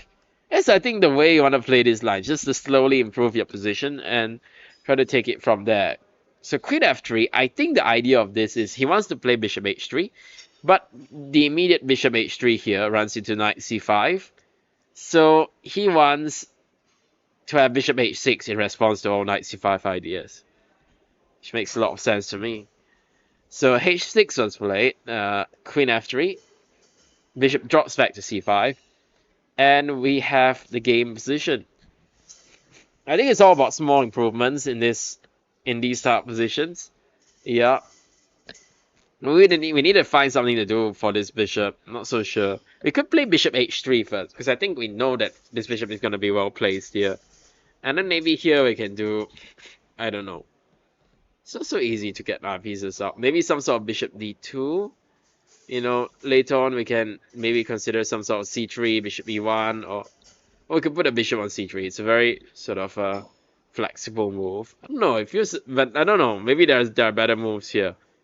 Could go Bishop E3, but I don't really want to trade off this bishop. Yeah, so I'm not so sure. It's not so easy to get my pieces into play. I mean, what about C3 here? Maybe I can bring my rook just straight to D2 because I'm not sure where this bishop is going. So maybe I'll put my rook here first and then we'll see. Maybe later I can try to prepare B4 or something. But, okay. It's one of those positions that require a lot of maneuvering and we'll have to see how that goes. So, Jiang Haochen has got... Wow, okay. So, this guy's the guy who lost to Li Tian in 2 hours this morning. And just now he won in 2 hours, so what goes around comes around. Yeah, that's how it is, right? I think that's the saying, right? So basically, well, Black's got his queen trapped. He got his queen too far in trouble, and Knight H5 got. I think now some of his pieces get really awkward now, and now the queen just gets trapped. Yeah. Instead of Knight H5, what should he have done actually? Not so easy. Not so easy. Apparently something like this is still okay for black. I guess because you're controlling this diagonal, so G4 is working a lot better. G4 is working a lot worse because, we will have some sort of perpetual like this. But here it's like, yeah, it's just nothing works for black. It's just a piece at this point. Knight H2 just kicking the queen. And, yeah, giving up another piece is not going to help. White just takes back a lot of material and now it's just up a full piece for nothing, so black had to resign. So a good game from Jiang today, and yeah, it's a nice comeback for sure. Especially after such a difficult game this morning. Okay, anyway, let's move on to other games. We have Sharma Dinesh against Diajeng. So, exchange French. Yeah, I'm not sure about the exchange French, to be honest with you. I feel like if you go for the exchange French, you should have some sort of idea because somehow this didn't seem like a very convincing one. I mean, white gets 2 bishops, but Black has very, very solid position and pressure against the IQP. And yeah, before you know it, Black actually has just too much pressure that White had to give up a pawn. But yeah, it's not very good, obviously, Rook B8. And yeah, it turns out that White has some very serious problems, because if the queen goes back, then we simply just take B2, and that's gonna be a big issue. So Rook D8, and okay, E1, Rook D8, and now B2 hangs, and yeah, now it just looks like an extra pawn for Black for not very much. Yeah, Bishop takes D7, Knight C5. It's not looking very good for White, is it? Bishop C6, Knight takes A4 is another pawn. Yeah, and you don't even get Rook A5 ideas because there are back rank issues. So Black will have time to go Rook B6, chase the bishop, and then consolidate this, bring his king, and game over. So I'm expecting Black to win this one. I think it's a bit late to jinx this one, yeah, because it's so winning. So we only make predictions when it's winning. Now I know what I did for Anderson before, so I will not predict his games. Look, I'm a good friend, and you know when you're a good friend, you don't sabotage your friends. Especially, I mean, sometimes you do it on accident, like I did just now, but you know, try not to do it again. So Bishop B7, and yeah, I think it's just winning. Knight E1, Queen F5, and that comes to D3. I've already seen this part, and we really liked White's position. And Black was a bit desperate. She spent like a lot of time, and no, not so long. She spent like 7 minutes, then took on D4, and basically she went for this position where there are two pieces for the rook, but the fact is that the pieces are just so strong, and before you know it, these pieces are just dominating. Like Black's got no real play at this point. He can try something like Knight E4, but I don't think that helps very much. Like we can just play, for instance, Rook C1, chase that queen away, and okay, you can't even go to F3 because of Knight E5. So you've got to go to H5. And yeah, I really like this for White. Like I could play Knight E5 for instance, Rook E7, and okay, now we have a lot of ways to play for sure. We can even consider kicking that knight with F3. Okay, I mean a lot of moves are very good. Maybe just F3, and if you do this, maybe I have. Oh, I don't have that, but I mean I should have many different moves. For instance, yeah, like Queen. Oh no, not Queen G2, but okay. I think White should be doing well in any case. Even F4 looks interesting. Knight E4, some sort of Queen G2, and this must be good for White. Okay, so we are expecting White to do very well in this position. I think White is just much better, and we'll see whether he'll be able to convert this. And I don't want to jinx it, so I will not predict a result here. Yeah, once was enough for him. I'm gonna predict it again. Okay, so A4, look at B8, A B5, and Knight D2. Okay, so we were looking at this Li Ting game, right? And we were saying that Li Ting should be trying to repair F3. That was what Shin was saying, which makes a lot of sense. And after Knight D2, well, Ryosuke thought for a very long time. He probably didn't like his position. It's like I was saying, right? Probably both sides don't really like their position. Yeah. So Queen B7 was played, Rook B1, and now A5. And now H3. Okay, so Li Ting has adopted the waiting strategy. To be fair, her position is extremely solid, so there is some point to adopting such a strategy. But okay, we'll see how it goes. I think eventually White will probably take on B5 and then play Rook B1. I think it's that after Queen C6 that A pawn can still go. So it's not like White's, somehow doing really well or anything. It's probably still quite comfortable for Black, and probably Black's a little bit for choice, but at the same time it's a complete mess, so anything can happen. Okay, let's go on to the Libor game. What's going on here? We have this line. We've already seen this, right? Somewhere up to this point where Uzziah plays A4, which is an interesting idea. Yeah, striking on the side of the board where he is supposedly a little bit worse, but because of this, he stops this B4 idea, which is gonna open the queen side. So A4, B4. I'm not sure B4 was strictly necessary. Maybe it was though, because maybe there are some ideas like this now.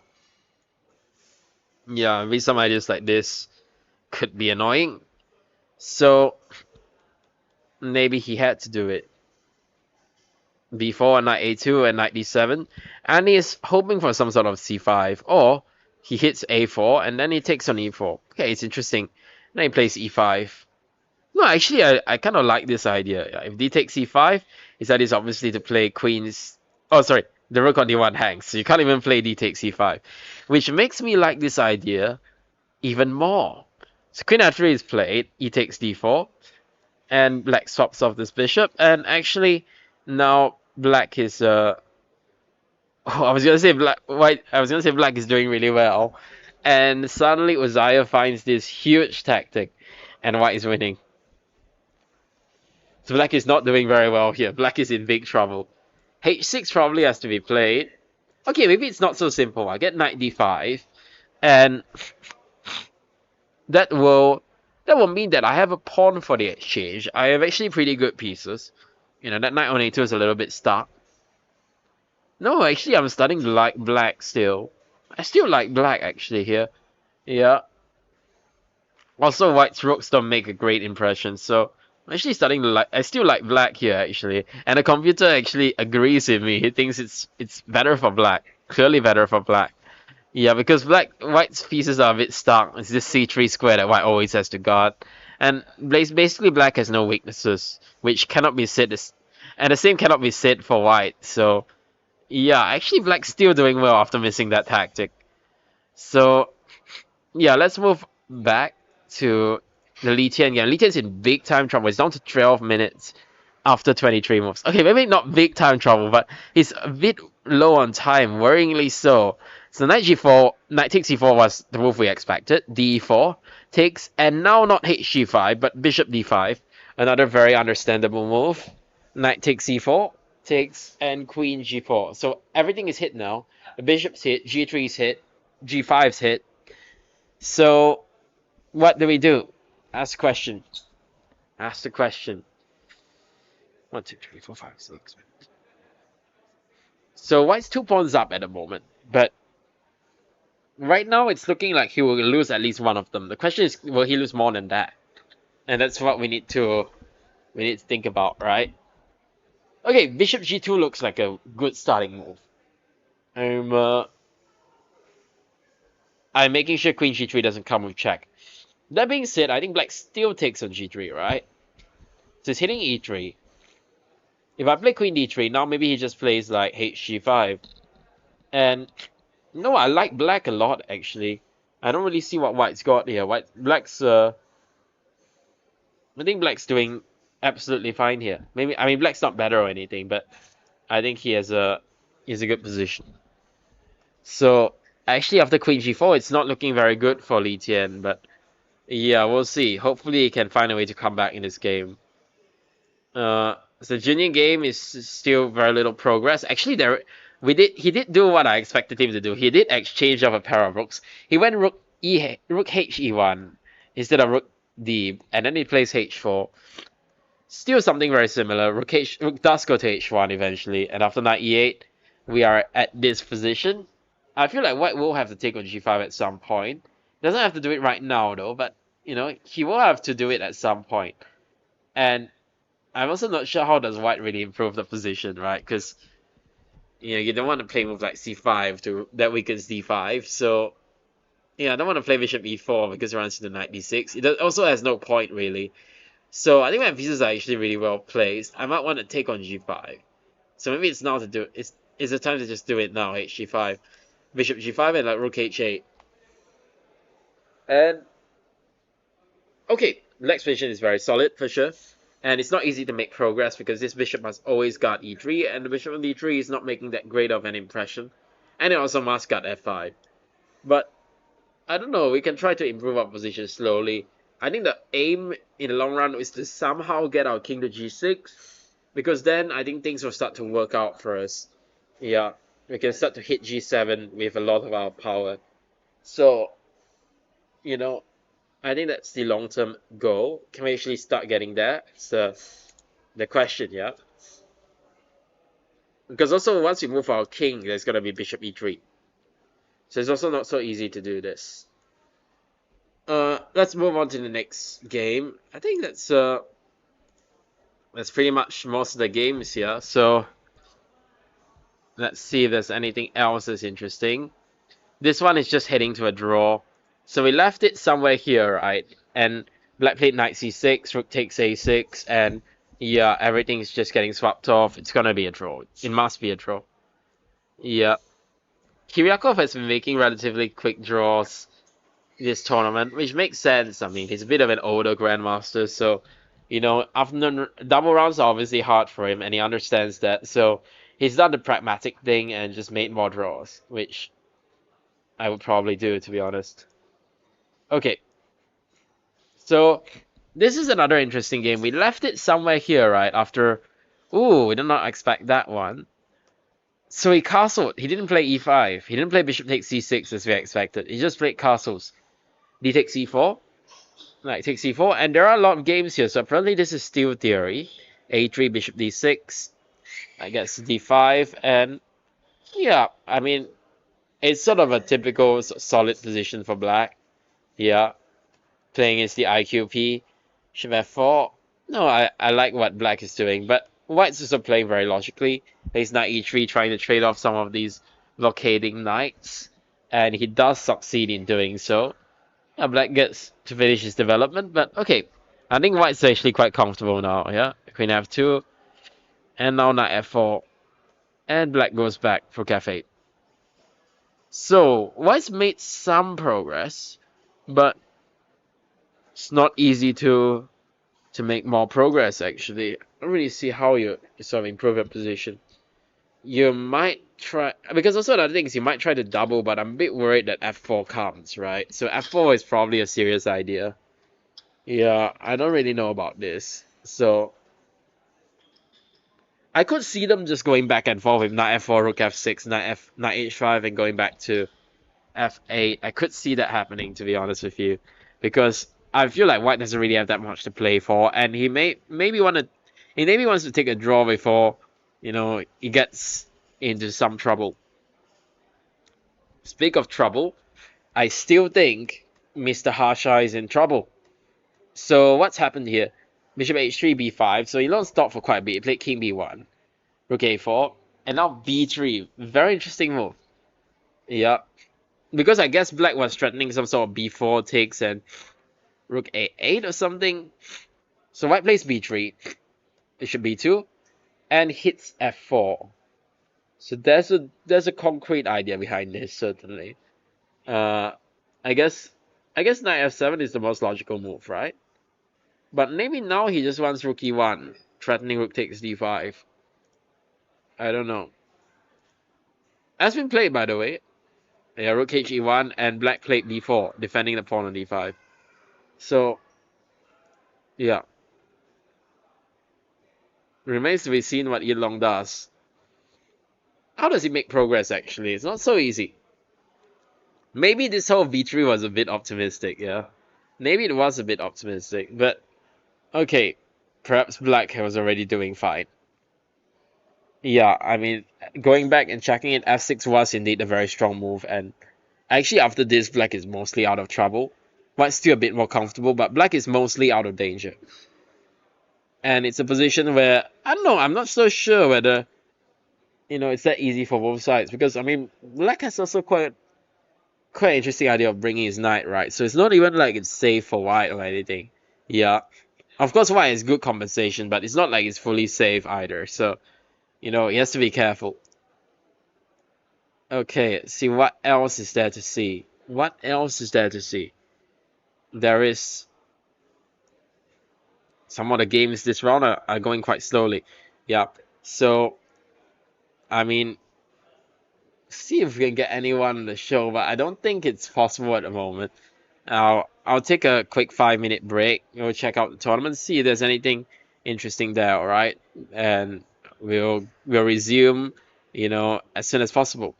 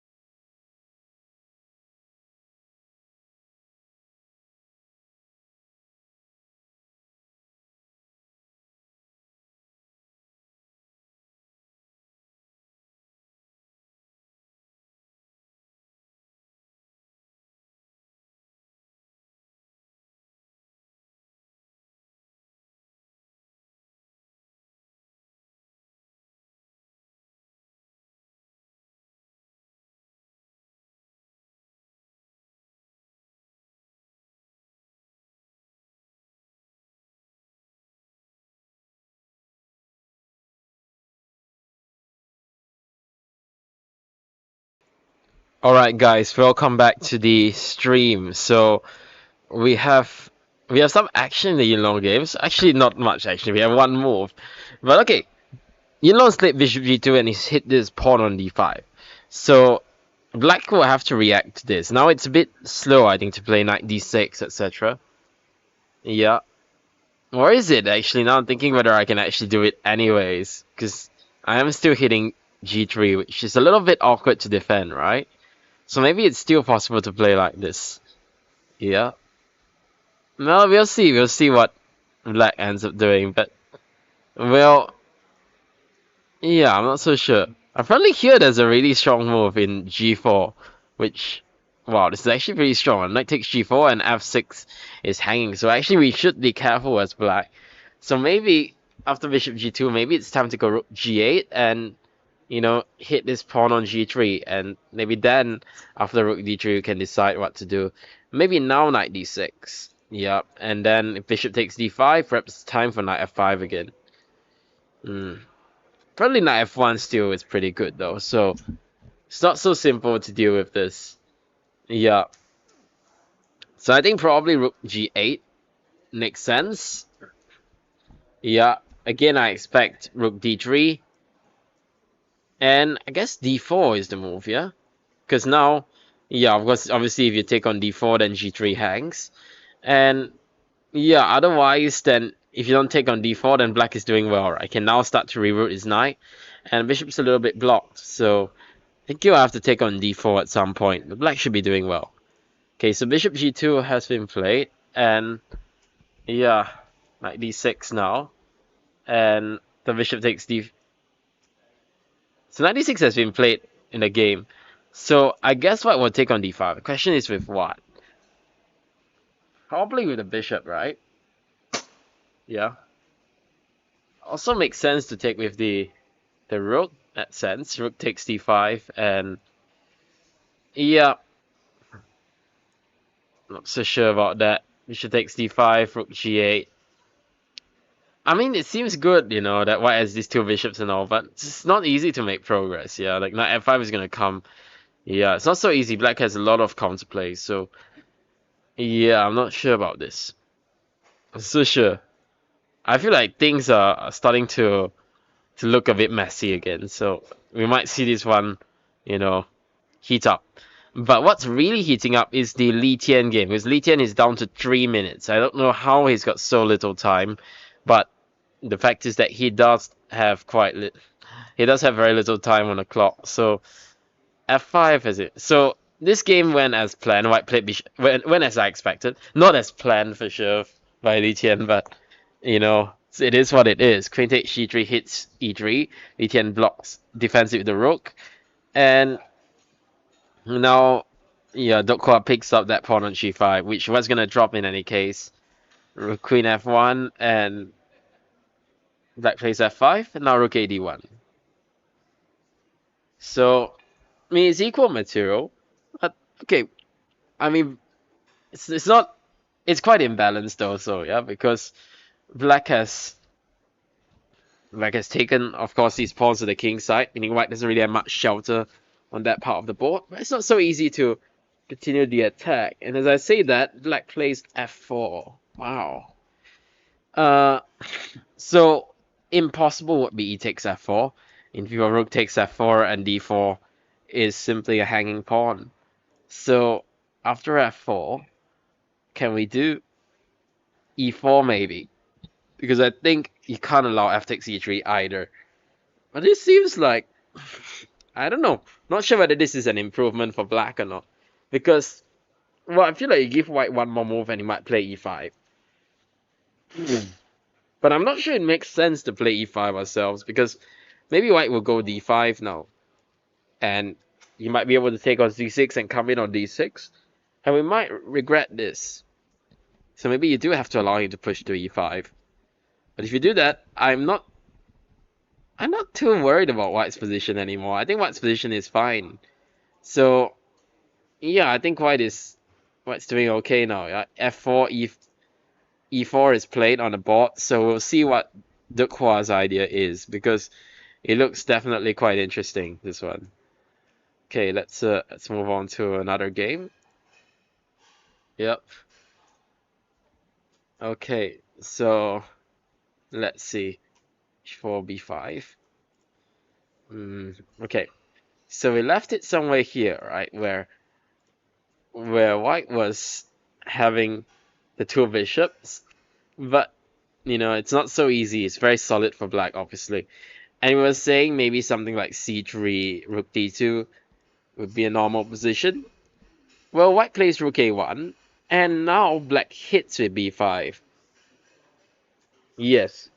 So black has decided that it's time to play on the queen side, which makes sense because his pieces are now fully mobilized, and he has to try to find a plan, right?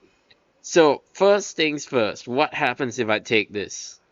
It's a burning question, obviously. Can see the engine hates black. Sorry, the engine hates white. And I'm thinking the reason is probably this. Sometimes the simple answer is just the right one. Bishop d2 and I guess even something like takes and yeah, I'm not so sure. I was gonna say takes and rook a8, but now there's b4. So I'm not sure, actually. Bishop d2. Is that a better move than this one? Rook a8 seems to be logical as well, trying to hit this guy. No, but I'm not really threatening to take because d7 hangs there. So I've got to find a better move than that.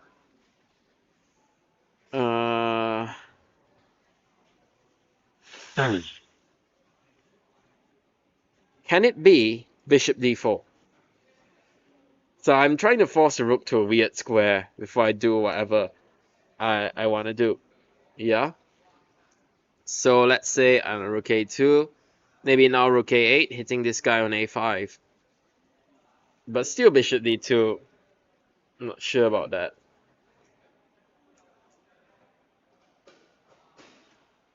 Yeah, I'm not sure about this.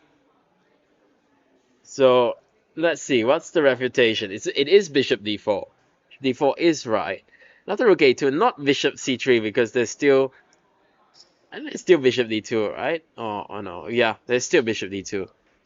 But apparently here, you just play knight c5 and you hit e5. You hit e4 and it's a bit awkward to defend this. For instance, if you play rook e1, there are some ideas like knight a6 and, you know, ideas like knight b4, ideas like bishop b6. Yeah, black has got a lot of counterplay. So I'm not sure how much Van Hui has actually seen. Has he seen this bishop d4? Has he seen these things? I'm not sure. But I don't know. Seems quite interesting. And certainly white's thinking of taking it. I mean, if I was white, I mean, it's a little bit higher rated. You know, he should be trying to play for a win. So obviously that pawn, it begs the question like, what do you do if if you take that pawn? Because I feel like if you don't, then black actually gets pretty decent play. You can play like knight b6 and play on the queen side. So yeah, in that case, I think black has no problems, honestly. Yeah, or even just b4. And then later on you can put a bishop on d4 and, you know, knight on c5, maybe queen on b6. No, maybe not on b6, but somewhere on this diagonal. And I think black is doing well. So we'll see how this one goes.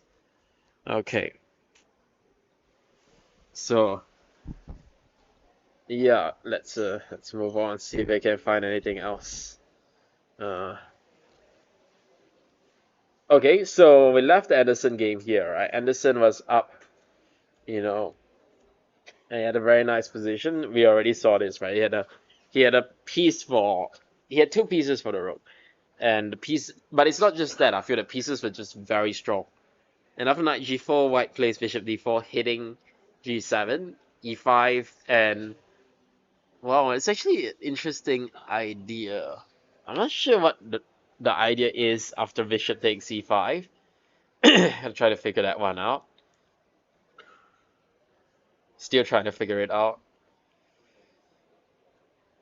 I'm not sure what was the idea. Maybe some sort of... No, I can't think of what's the idea. But anyway, rook c1 was played. Queen d3 and bishop takes c5. perhaps even more accurate, and now the bishop drops back to d4. And white seems to really be consolidating. I mean, now black's only got a pawn to show for the two pieces. She had 2 pawns earlier, but now she's only got one. So yeah, I'm not sure about this. I mean, white seems to be doing very well. Okay, let's move on and see if we can find anything else. Okay, so yeah, we have here this game, right, that we were seeing earlier on, and we left it somewhere here, right, where where black has played queen b7, looking for rook b2, and white plays rook b1. So a5, and yeah, we left it here, right? And here black exchanges on b1 and plays queen c6, sort of as we expected, right? Because now the pawn starts to go.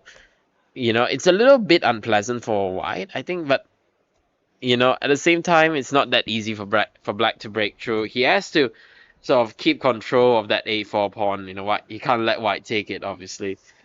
And because of that, I'm not sure how really we can make any progress, because I'm a bit worried that if we move our knight back, because we would love to somehow get our knight somewhere to b5, but if we even start to think about going there, I'm worried that white's just gonna hit us with e4. So this maybe is the issue. Yeah, so I think black will have to think about how to deal with this. Maybe start with h5 and put the pawn on h4. It's not really solving anything, but then white really isn't threatening anything yet. So I think we have time to sort of improve our position, put that pawn on h4, and then we'll see how to try to improve our position from there. But definitely some long games in this round for sure. Let's see how Li Tian is doing. We should probably stick to this Li Tian game now. So e4 was played, rook f6. So going for some sort of rook g6 ideas. Queen f2 was played. So I guess he's reinforcing the d4 pawn just in case. And rook g6 is played. He might also think about playing king f1. Maybe that's another reason why he played queen f2. I think about playing king f1 in a lot of these lines. But there is a threat now, right? Like, of course, if you play king f1, I'm a bit worried that you run into this. Yeah, and no, what am I doing? I've lost my mind. No, you can always take back with a rook. So you're not gonna run into this. No, what am I doing? But no, after king g1, you can do a lot of things here. I guess no, actually it's not so easy. I'm gonna say black has a lot of ideas, but I'm not so sure how many he has. I was thinking one idea could be this, which is of course total nonsense because of just rook h3. So I guess that's his idea, right? To play king f1. So we'll see what Li Tian does. Li Tian's time is actually ticking, so it's quite interesting to see. It's actually down to the increment. So this is not going to be a comfortable game for him, most certainly, because that's the problem with 90 plus 30. It's my biggest problem with 90 plus 30 is that, really once you're down to the increment, you're down to the increment for the rest of the game, right? So, you know, yeah, by the way, we have a special guest joining me. In fact, I believe this man is an Eastern Asian youth medalist, so well done, my friend. Thank you. Candidate master, right? Yeah. Yeah, close. Were there any chances to win, or? No, I mean the Mongolian FM did perform very well. He did outplay me. It's Yeah, very I mean tough for a champ. it looked very, convincing in that sense. Yeah. So, yeah. How was your tournament there? Experience in China in general? In Zhuhai the weather is quite hot but I mean the city is very good lah. Did you get to walk around and tour the area? No, and the rest day I just want to rest only. My brain is my brain is hurting. I know, right? It was the same format as a tournament last year, or? No, it's not the same format. It's not the same format as the tournament last year. There were more days, or? There were more days. Right, so there were more single rounds. Yeah. But obviously it's still very tiring because it's like, Yeah. you gotta play day in, day out. Yeah, and especially single rounds, you have to come prepared, right? So Yeah. it's another thing, right? You actually have to work more, in between games, right? True. That's the other thing. So yeah, but anyway, I think it was a very nice performance regardless. So congratulations, Thank you so much. on the medal. So anyway, let's get to the games. Yeah, Okay. he's here now to support some of his his friends, obviously guys like Uzziah, Kevin, who are all doing they're doing well, yeah. I think Yeah. okay, Uzziah has been up and down for this tournament, but it's to be expected, Yeah, he right? will be. It's such a strong tournament, right? It's like Yes. you know when I mean, he will bounce back very soon. I'm yeah. pretty sure. Hopefully this round, hopefully this round. Mhm. Ooh, interesting. No, I think his position has improved a lot. Yeah, but just now I saw the position is a bit worse. Yeah, his position looks so bad just now, right? The knight on d5, Yeah. right? But to his credit, I think he did this correctly. Like he gave back the exchange because I think he realized that you know that knight was just very strong, and to be Yeah. able to grab these pawns Mm-hmm. is kind of nice, right? Okay, and he plays e6. E6. Yeah, create some counterplay. I think it's a very good move. Yup, I agree. I agree absolutely. King h8. Probably he just need to maneuver his knight to some good place. Yeah, for sure, right? Like that knight is the big Yeah. problem, right? But I'm a bit worried that now he could start grabbing. Yeah. For sure, now black is better a little bit, but um the knight need to get a good placement, I think, Yeah. and then create some counterplay. Yeah. Some way, some. I'm just a bit concerned for the queen side. This king side pawns though, because firstly, I mean, let's come back here. He probably doesn't want to give that g2 pawn up though, right? Mm-hmm. But then, how do you defend it? Queen h3 look like a very ugly I way. know, right? Yeah. So it looks So awful. probably the problem now is need to get the knight a good place. Yeah. Cause I mean you can't defend two of the pawns already. For sure the rook and the bishop, the queen for black is doing very well. Yeah. I'm actually trying to think, can I do it tactically? Like, can I use the a5 pawn? A5 pawn. So I'll do like queen e5 or something. It looks weird, but I want to make queen g2 with queen a5. Queen g2 and queen a5. See. I'm thinking of whether such an idea makes sense. Because I mean, obviously I agree if your queen h3 looks horrible. Yeah. And even just rook f2, right? And then you still have the same problem, right? In this So- moment, white need to risk everything for some space. Yeah, I think white has to be willing to take more risks, yeah, for sure. Okay, let's see what it does. I mean, I feel like I don't see what else to do other than like some sort of queen e5, right? Queen e5, yeah, maybe that's the only way. I'm not sure whether it even truly works though, but I will say that I like the idea of grabbing this pawn. That's what attracted me to this line. But is there any way for black to defend the a5 pawn? I think no, right? Probably don't have. Yeah, I don't really see it. That's the thing. So white should not be very worse if white find this move. Can he play rook f2? By the way, we are not checking this with the engine, so Yeah. it could just be total nonsense from me. But Yeah, I mean rook f2 is very fine. It's very fine. Like you need to improve the pieces before grabbing the g2 pawn. yeah, but I mean, I think the problem is I want to take now, right? Yeah. And like, what do you do against that? Or But- maybe this is my threat. This looks true. even worse. Probably there's no way to defend. It's very hard to defend for white. There's Yeah, so many- maybe queen e5 I mean, is not there's good. many pieces coming in the Yeah, king side. okay, I can't see the defense, so maybe queen e5 is bad. Yeah. So if like queen e7, similar idea. Yeah. Instead of tying down to the pawn, he ties to the rook. Maybe it's better. But Still what's rook his f2. idea after rook f2? That's the question, right? Next c1, there's queen c6. Yes, definitely he's gonna play queen c6. I was wondering what is queen e7 doing? Why not queen e5? Why not like? I just don't see the idea of white. Yeah, I mean, if black play queen takes g2 is kind of there's some complicated position. After if white play queen e5 and queen takes a5, but Yeah. now it's rook f2. yeah, but rook f2 was coming anyways, right? To be fair, Yeah. so it's hard to see a defense, honestly. I don't know. I mean, like, how can I stop queen c6 first of all? Yeah, that's that's the million dollar Maybe there's question, a right? queen c8 or queen f5, some stuff like that. Okay, so you need to stop these sort of ideas, right? No, I was gonna suggest this, but even this works. Wow, this move. So that doesn't work. That would be a disaster. So I need to somehow protect G2 without losing everything. Mm-hmm. So I mean, I have to somehow protect C2 without losing everything, right? Yeah. Like I think I have to give I have to give G2. So maybe I have to do this. Maybe I can try some way like reach the queen on G6. Is it possible? I don't know. But how? Like Queen E6? Queen E6. Yeah, but I think he will take on take the pawn on G2. Rook takes G2. Yeah, I think that's the problem, right? He's just eating too many of our Yeah. stuff.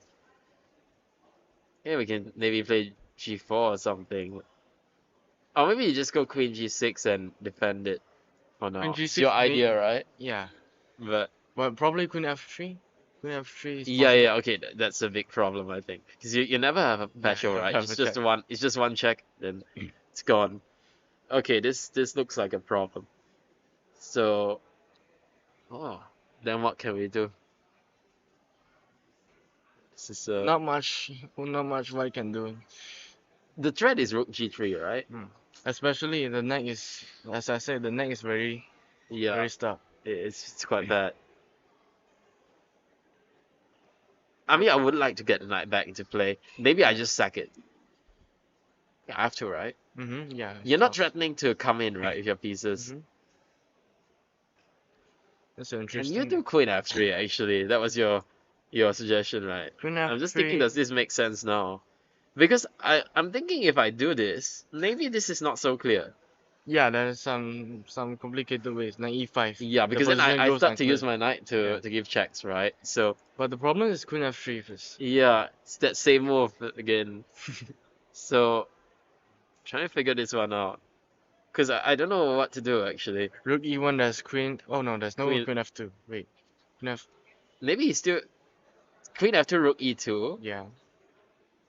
Queen F. But Queen F1, Queen E8, King H7, Queen E4. Yeah, exactly. And it's at least a perpetual. Maybe I can go Queen G2 and even go for that. Yes. Rook Queen C1, King A2. So it's a disaster. So I can't do that. So maybe Rook E1 has to be played. Rook It does C2 feel like possible. something Rook here, C2. yeah. Rook C2, is C2, it King possible? C2. Oh, I have no. Oh yeah, there's no Queen F2 also. Yeah, still blocked. Yeah, still Rook E2.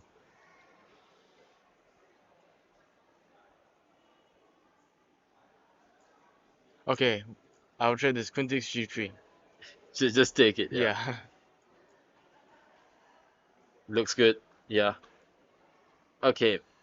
Knight D3, I guess. Is Rook G1 possible? Rook G1. Just straight off G1. everything. That looks that's good enough. Yeah. And then I guess you just push. Yeah. No, But there's Queen knight E8. Queen E5. E8. Queen E8. Okay, I need to be more careful. I need to be more careful with this. Somehow the position goes unclear. Maybe I start with like King H7 or something. King H7, Knight E5 anyways. Oh, Then I there's Queen. check. Oh. That was Oh, yeah, supposed to yes. be my point. But now I'm not so sure. Maybe there's check and then taking this. I mean, check. Oh, I wanted to play Queen G6, but Queen then G6. he grabs this guy. And it Maybe becomes go a with the race H5 now. pawn. I get H5. No, maybe my H pawn is just very, very strong in any case. Maybe this is still just winning. Because it is very strong now. Like, once our queen just...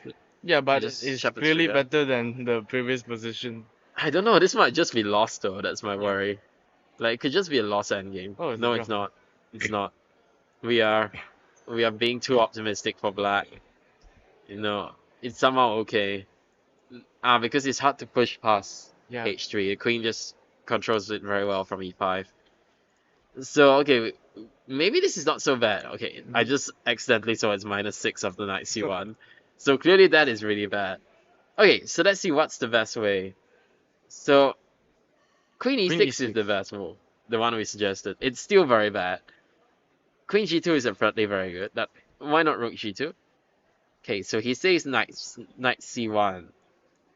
And he Then says let's go for Queen this F3. line. Queen F3. And Yeah, we just mentioned Rook E1, right? Rook E1. yeah, he's suggesting Queen C4. Because we are not threatening to take Yeah, I because see. it's a That's it's a a very good perpetual move. now. So it's a good point, I think. But I'm still not so convinced after this, yeah. Yeah, maybe Yeah, I mean, later. it's still lost, yeah, but maybe there are some chances, like we saw, right? The knight can Yeah. come. It's not completely easy. Yeah, Yeah. I agree. And you know, Uzar is very good Mhm. at defending these top positions. I know from experience, yeah. See. It's not easy to beat from these top Oh, positions. this is the live game? Wait, Look, wait, but this is just lost, right? Isn't it? I Is think it he a live? blundered, right? Yeah, he Did just he just blundered Queen blunder? C6. I think he expected. No, he did not blunder that. Yeah, I think that's what he was doing. He was looking at G2 and he sort of forgot that this was a threat, right? Queen C6. Yeah. And this can happen. Yeah. Wow. Like when and also I feel that if he wasn't under pressure, there wouldn't be a blunder like this. But Mm. you know, when he's under pressure, then you know, when you're under pressure, you can make blunders, right? I And mean, then it's okay. Sometimes people have losing games and winning games. yeah, it's true, but it hurts to lose like Yeah. this. Yeah, it's like he was coming back as well, and yeah, then bad things started to happen. Wow, what is this? The last time I saw Li The Tian's king is on position, B4 the king was on already. F1. How did that happen? So the last I saw it was here. Li Tian played E5, Mm-hmm. and actually I quite liked this. I felt his position was improving Yeah. because earlier on it looked kind of bad, right? And then it was slowly improving and slowly improving. I'm not sure about this F5 F4. It feels Mm-hmm. to me it feels F4. weird. I think he wanted to play rook to G3 at some point, but then I'm not sure how he's gonna get it. That's the other question, right? For me, How this do you get it? position is still complicated. Maybe Yeah, it's still a mess. white get a chance. It's still a mess, but before this it looked really good for black, right? And now it's more of a mess than anything. So A5, wow, and he just lets black take on B4 like this. Oh No, yeah, but 'cause another you thing wanna is that he yeah, he's 5 pawn and you yeah, wanna he's aim. gonna just play rook H3 and hit that pawn. Now I Okay, think white is better. Maybe yeah, it's better. yeah. Well, I mean rook H3 is such a big threat. You have to play rook A8, right? Mm-hmm. Okay, I what was if I thinking, just could rook he just H3? could Yeah, he rook just do the H3. same thing, right? There must have been something wrong with this, right? Why didn't I do that? Maybe F3 is not working. Maybe. Maybe F3, yeah. That's a good point. Then Queen G2 is coming. Queen D2 is coming. Yeah, but if I take with the EF3, pawn, yeah. check. Oh, Oh, okay. that's Yeah, that's a problem. Yeah, fair play. So you can't do that because of F3. So Mhm. you play Queen F3 to block the F pawn. Mm-hmm. Rook takes A2, King B3, and But why King still B3? But I thought it's King B1. King B1 wouldn't it be better? The position. I mean, like it's a if good King question. B3, like rook A3 check, and then somehow black just get the pieces straight off. Yeah, it's true. Why not King B1? What's wrong with King B1? Hmm. It's weird trying to figure all of these things out. Maybe he get into time scramble. He didn't say this idea. Or maybe Because I don't even see a move for yeah, but black, you know? or maybe the move is just already on his mind before he making this move. Yeah, maybe. Maybe he just thought it's very good in any case. But I mean, I see Rook H5 coming. I don't know what you can do against this. Ah, I know. Maybe he just goes back. So Rook H5 now. Actually, Black is mating. Oh yeah, that's true. That's the problem, right? Ah. Because I think now. I mean, if you go to C2, I think this is the problem, right? But And what if Queen H5 instead of Rook H5? But I think that's not what he wants to do, right? Like he wants to take with the. Oh But- yeah, that's true. He still has some issues with H6, right? Yeah, it's That's a H6 good position. point. Ah, but no, I can check on. Ah, I have this, and then I get King G7, right? Ah, And then I okay. protect it. That's the whole idea. So it's barely holding, but I think it is holding. Yeah, but Rook Still Rook DH3. H3. It's very Yeah, hard. okay. He was not working that out with like a few seconds there. Someone's still holding on, yeah. Yeah, but I think white is doing very well. Yeah, but maybe he thinks white is doing better here, Yeah. which I can't disagree. I mean, that king on B4 is such a boss, you know. Is like another thing is that with the king on B4, Mhm. all the endgames will be so good. It's true, but you need to trade off the queen also. I mean, yeah. I'm not sure who's more excited to get the queens off. Maybe it's black actually, no? Yeah. Because Rook H5, you know? H4, Queen H3. You know what the remarkable thing is? Like Li Tian is the one that's on 1 minute, his opponent has 30 minutes. Yeah, that's true. And yet, seems like Li Tian's outplaying his opponent. Mm-hmm. I think this is one of the nicest things to see, you know, like when Li Tian is in form, you know, you start to see parts of the old Li Tian come back. Why he used to be considered such a great player. Yeah. So Queen H3. And by the way, Li Tian doesn't get into time trouble very often, so this is it's a weird thing to see, but yeah, I mean, Black's position is he spent most of his time in the opening, the bishop, especially the bishop e6 line. But I'm not sure about the line also. It's yeah. very, but he spent time on the opening. It's kind of weird. I think he didn't know what to do against that line Hmm. because it's not one of the top few moves, right? Yeah. It's like the fourth or fifth move. It's playable, but it's not one of the top few moves. So maybe he got a bit confused by that. Yeah. And Maybe. the main thing is, I think he didn't react very well. He spent all that time and then played quite badly, Hmm. and then got a worse position, and then starts to play really well. Yeah, but it is Down what to it 1 is. minute, he's playing really well. But it's a bit nerve-wracking for us, yeah, for sure. Yeah. Yeah. No, I think white is better. For sure, Yeah, it's yeah, better. but for sure, because like this is gonna be the next move, right? Yeah, but I mean, you need to be aware of f3, some kind of shit like this. Okay, let's try to see if we can make it work. F3.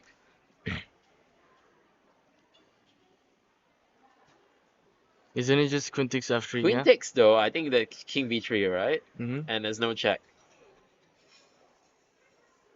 So probably it doesn't work. Yeah. Because I think if you don't take on f3, then I'm already coming in, right? I think it may not even be queen takes f3 now I'm thinking of it. I might even consider some sort of other queen move like this. I would have to be a bit careful of f3 ideas all the time, but Yeah. yeah, I don't know. Yeah, I might just be able to meet it with king b3 every time. Yeah.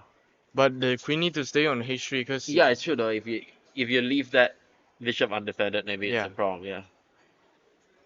Yeah, I don't know. Because another thing is, I'm not sure how good the endgame is. That's the other question, right? But I mean, the king activity is good for white.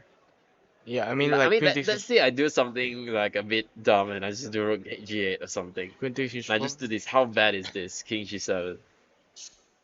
It's equal material. But I can maybe I just trade off rook You trade off rooks. yes. Okay. And then king a5. Okay. Like how can you defend the b7 and the c6 pawn? So we're equal material now, but it's a little bit critical, yeah. King b6 Still, like looks I like a think big it's problem. f3. It has to be f3, right? Yeah. Like, and some line like this. That's still king b6, right? Yeah, it's interesting. And takes an f5. Maybe this is going. This Maybe English it's is still going okay, right? better, Maybe yeah. you play e6. Because my big worry is that you do this, right? Oh, I see. So maybe because I mean I'm not worried about you taking this and trading move, right? Like I'm worried about you actually grabbing it this way and then I lose. Oh, yeah. So maybe I play e6 E6. and I hold on. f5 maybe king. Oh, bishop c4 is coming. So Hmm. king f8. But why not bishop takes Or just bishop. e5? Yeah, or just bishop takes e5. Yeah, whatever. Or just takes and then bishop takes e5. Yeah, Yeah. everything works. And if not, I just bring my king this way. And I think I draw, right? But somehow I think there's a way to play for a win for white. Maybe somewhere here. Okay, so f3, e takes f3 is forced. Mm-hmm. Bishop e3, king b6. Takes. Can be 6. Maybe it's not this position, but I think because this position is most likely going to a drawing game. Yeah, I mean, I could try bishop f5, but it's pushing it a little bit. Yeah, to try this. I don't know. King Still, I f7. could try to, you know, wipe Yeah. this pawn off the board and see where this goes. Yeah. Could be a bit dangerous, actually. Yeah. I can see it compete. The engine doesn't care. Ah, no, because you got king d8. Yeah, Yeah, and you then get the king bishop. d8. Because if you don't get king d8, I think I win. Mm-hmm. Because But I win the pawn for that bishop just. yeah, the It's pawn, d6, the f3 c7, pawn is but always protected. it's a big problem that yeah. Yeah, okay. And that's strong. So yeah, I think maybe not somewhere here, not the rook trade, yeah. But if not, then what? Maybe just run the king. Maybe bring the king right away. Yeah, maybe that's what we do. We bring the king and then see rook b8. Rook d8, king b6, and then Ah, you oh, just oh, don't care. Yeah? the d4 pawn is hanging. You don't care.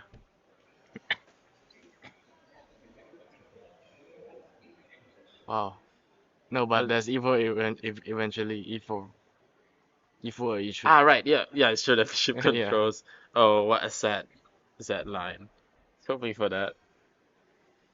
Uh, no, maybe I just need to go back and take this guy and suffer a little bit, but Hmm. I But should be able to draw. white is always better. Yeah, yeah. White is gonna push this pawn though. Maybe that pawn is coming faster than I expect. Ah, but Still maybe I F3. still do it F3. Yeah, maybe I still survive here.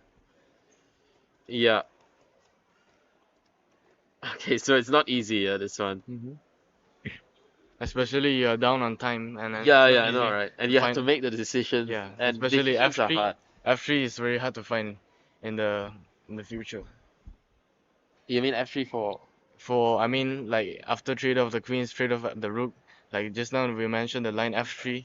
Yeah, it can be yeah, maybe it's Positionally, yeah, it's always white is better, but somehow black Yeah. there is something of black yeah, he it's can like do. yeah, black. Also, I think white has some structural issues, right? Hmm. Like its structure looks nice, but Yeah. you know, it's not easy to protect. Let's say D4 in a lot of these lines. So Mhm. yeah, but I think black in a lot of these end games, I feel black has some drawing chances for sure. Yeah. So But we'll it's see. always Yeah, better for white. For me. yeah, it's always better for white, but it's still not easy. Yeah. So let's see whether whether Li Tian can figure this one out because Yeah. it's not gonna be easy to figure it out. Yeah. Wow. Okay. So Junior has lost. Loss. Wow. It looked convincing as well. But No, it's double actually, bishop. we left it here right where Junior played a very ugly move. Hmm. I know. White is always better in in-game because it's double bishop. Yeah. But actually, it makes sense because now actually he gets bishop f6 if you do this. So I think Madi made a very nice decision. He played f5, F5. takes, Yeah, to close the bishop. and not bishop takes, but pawn takes. And I was like, what is this?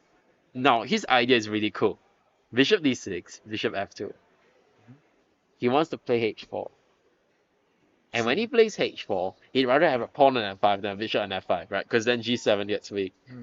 So it's a really cool idea. King Somehow he f3. can bring his rook to g1 maybe, and then to Yeah, that's I think what he did. No, I think at the end of the day, your idea is just to play h4, right? At some Yeah. point, and then there will be a lot of issues with some of the weaknesses on the king side.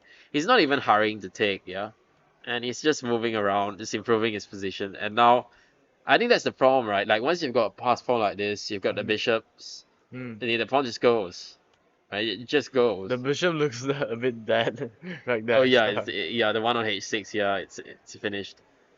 Yeah, and now just bishop b6 and it's over. Oof. Yeah. Oh wow. He even allowed checkmate. Yeah, knight d6 and Yeah. Good sportsmanship, I will say, allowing this checkmate. Yeah. Okay. What else is left? Yuan Van Hui. No, it was funny because earlier on I was trying to figure out, right? Because black played v5. Mhm. I was trying to figure out why he didn't just take this pawn.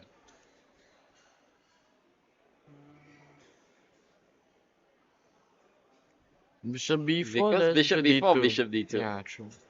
The idea is actually really cool. You go bishop d4.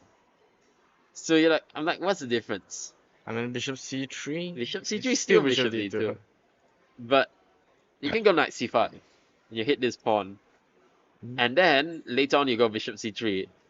No, maybe not now, but later on I think. Because I think it's just there's a problem with this pawn, right? Mhm. But bishop Actually bishop f5, f5, yeah. wait. I haven't figured this one out. Still not easy. Rook a5 does b4. Maybe not even b4. Bishop d2. But Yeah, it's not so easy, yeah? yeah, but maybe the reason he didn't take on a5 is because like rook a8 and then you have a lot of problem. Like the rook is pinning on a2. The pinning. Yeah, but I knight. feel rook a8 always bishop d2 and all. It's not so easy. Yeah. Also b4 can be the idea after this. Yeah, I forgot what was Yeah, the move but here. after bishop Let's d2, see. maybe there's knight b7. Wow. It's winning for black.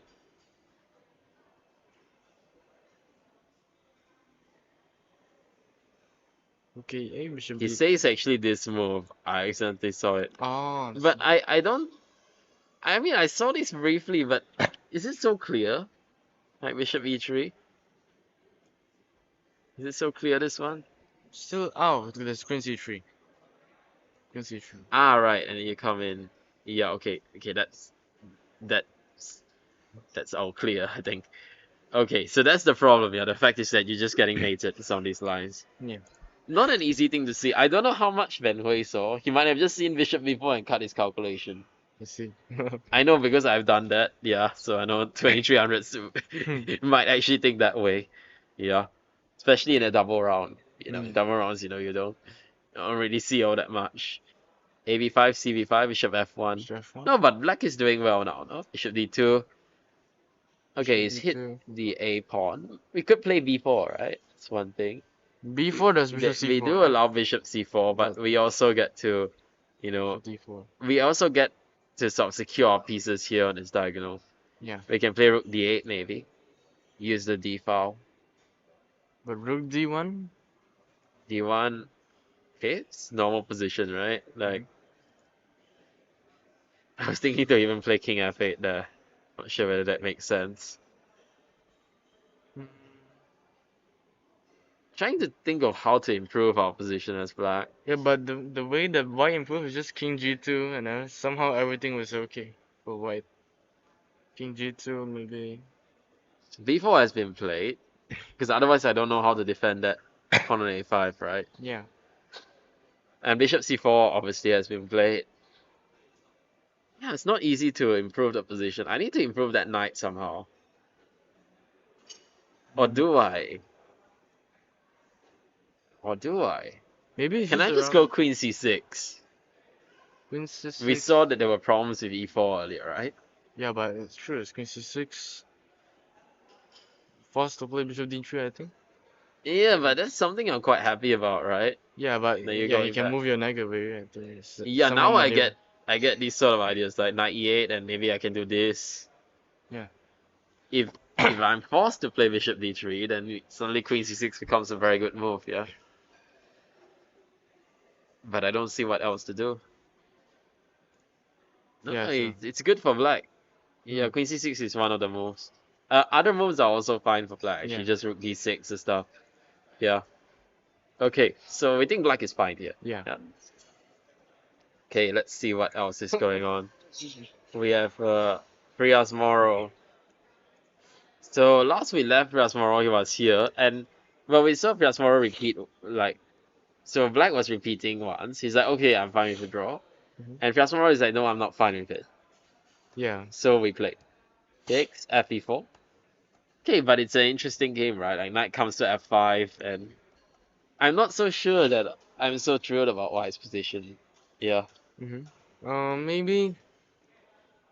I think white is doing well, but I'll give a slight edge to black because somehow rook F8 and then rook G6. Somehow the king side is a bit dangerous there. I think that's the thing, right? I feel like black has easy play. Yeah. He has rook F8. He always has Queen G3 ideas. You have to watch out for, right?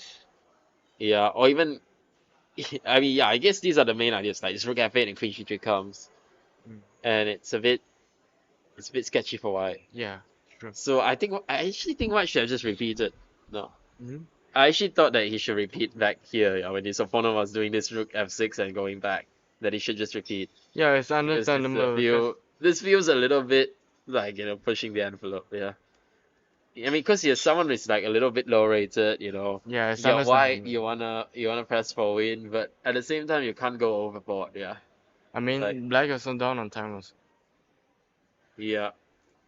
Okay, here it was quite equal, yeah, but now both are. I don't know why black's so far down on the clock. His moves are easy, right? What's he doing? Spending like 6 minutes on knight F5. Is he out of his mind? Is there any crazy. counterplay for white? Like, what is he doing? Like, why is he spending so much time? He just do it instantly, right? Doing. But queen. I was wondering queen b4. Is it okay for? Maybe you might want to go for this, yeah, but can I grab? Yeah, but the queen takes d6. Okay, I take. and then maybe rook c6 or rook takes f6 should be. Then I'll take this. Maybe let's say take this first, right? Rook f6. Oh, he Can can I run start with the to e run? pawn. Yeah, I Yeah, want to start moving my e-pawn. Also, d4 is hit now, right? yeah, So not sure. D4, d5, I might have even this, right? Now yeah, you're in big trouble. yeah. And now I just push through. I think you're in trouble. So queen b4 should not be a move. I mean e3 is the problem, right? Always. So you probably can't do that. So then I mean white's under pressure, no? Rook f8 idea is just coming very quickly. Was. Well, the engine really disagrees with us. If it's bishop c2, I don't care. You hit e4. We both thought black was better, yeah. And engine just like, oh no, you're wrong. Queen You're wrong. g3, bishop c2, queen g3. It's a good question. Wouldn't this be really good? Maybe just rook e2 or something. e2. I will just keep the queen on the board like Yeah, queen I think we go g5, back to g5. and then the threat is knight h4 and f3, something like that. I don't know why this is supposed to be so good for. Okay, probably it isn't rook f2. And what is it? Rook f4? I'm trying to figure out something that would be somewhat Yeah, but queen comfortable takes for that. e3. Queen takes e3 a take, and then this. Ah, see. No, actually, now I like white suddenly, because you know I have some problems with c7. Yeah. Maybe there's No, not. yeah. Rook f4 is the only move. Yeah. Only move rook f4. Wow. This is not easy to see. Yeah. Yeah. But basically, we are targeting that Yep. one white weakness in the position. I And mean, it's he not should even- he should find bishop c2 first, and then maybe rook f4 is obvious. Yeah, I think once you find bishop c2, it's easier to Yeah. find. Or everything just works out. Yeah, but the fact is to actually find these type of ideas. But it's not the only move apparently. You can even do this. Just looking at what the Angie's suggestions, and he even says this is fine. Because now I don't know why he says rook c8. Oh yeah, because yeah, I mean otherwise it's hard to defend. isn't it? Somehow, If rook e7, then ooh, okay. And this is supposed to be good for white because of it's just discoordinated. Yeah, my pieces. yeah, but the rook is misplaced after knight. Yeah, my pieces are just all over the place. Okay, but I'm not sure it's that clear to me, but you know I can see why the computer likes white. Okay. But anyway, we'll see if white manages to find this. Somehow it's not easy for black. Yeah. He plays rook f1. Okay, so he didn't find his bishop c2. Computer also thinks it's fine for white. Mm-hmm. Still, Rook the f8. rook f8, right? Yeah.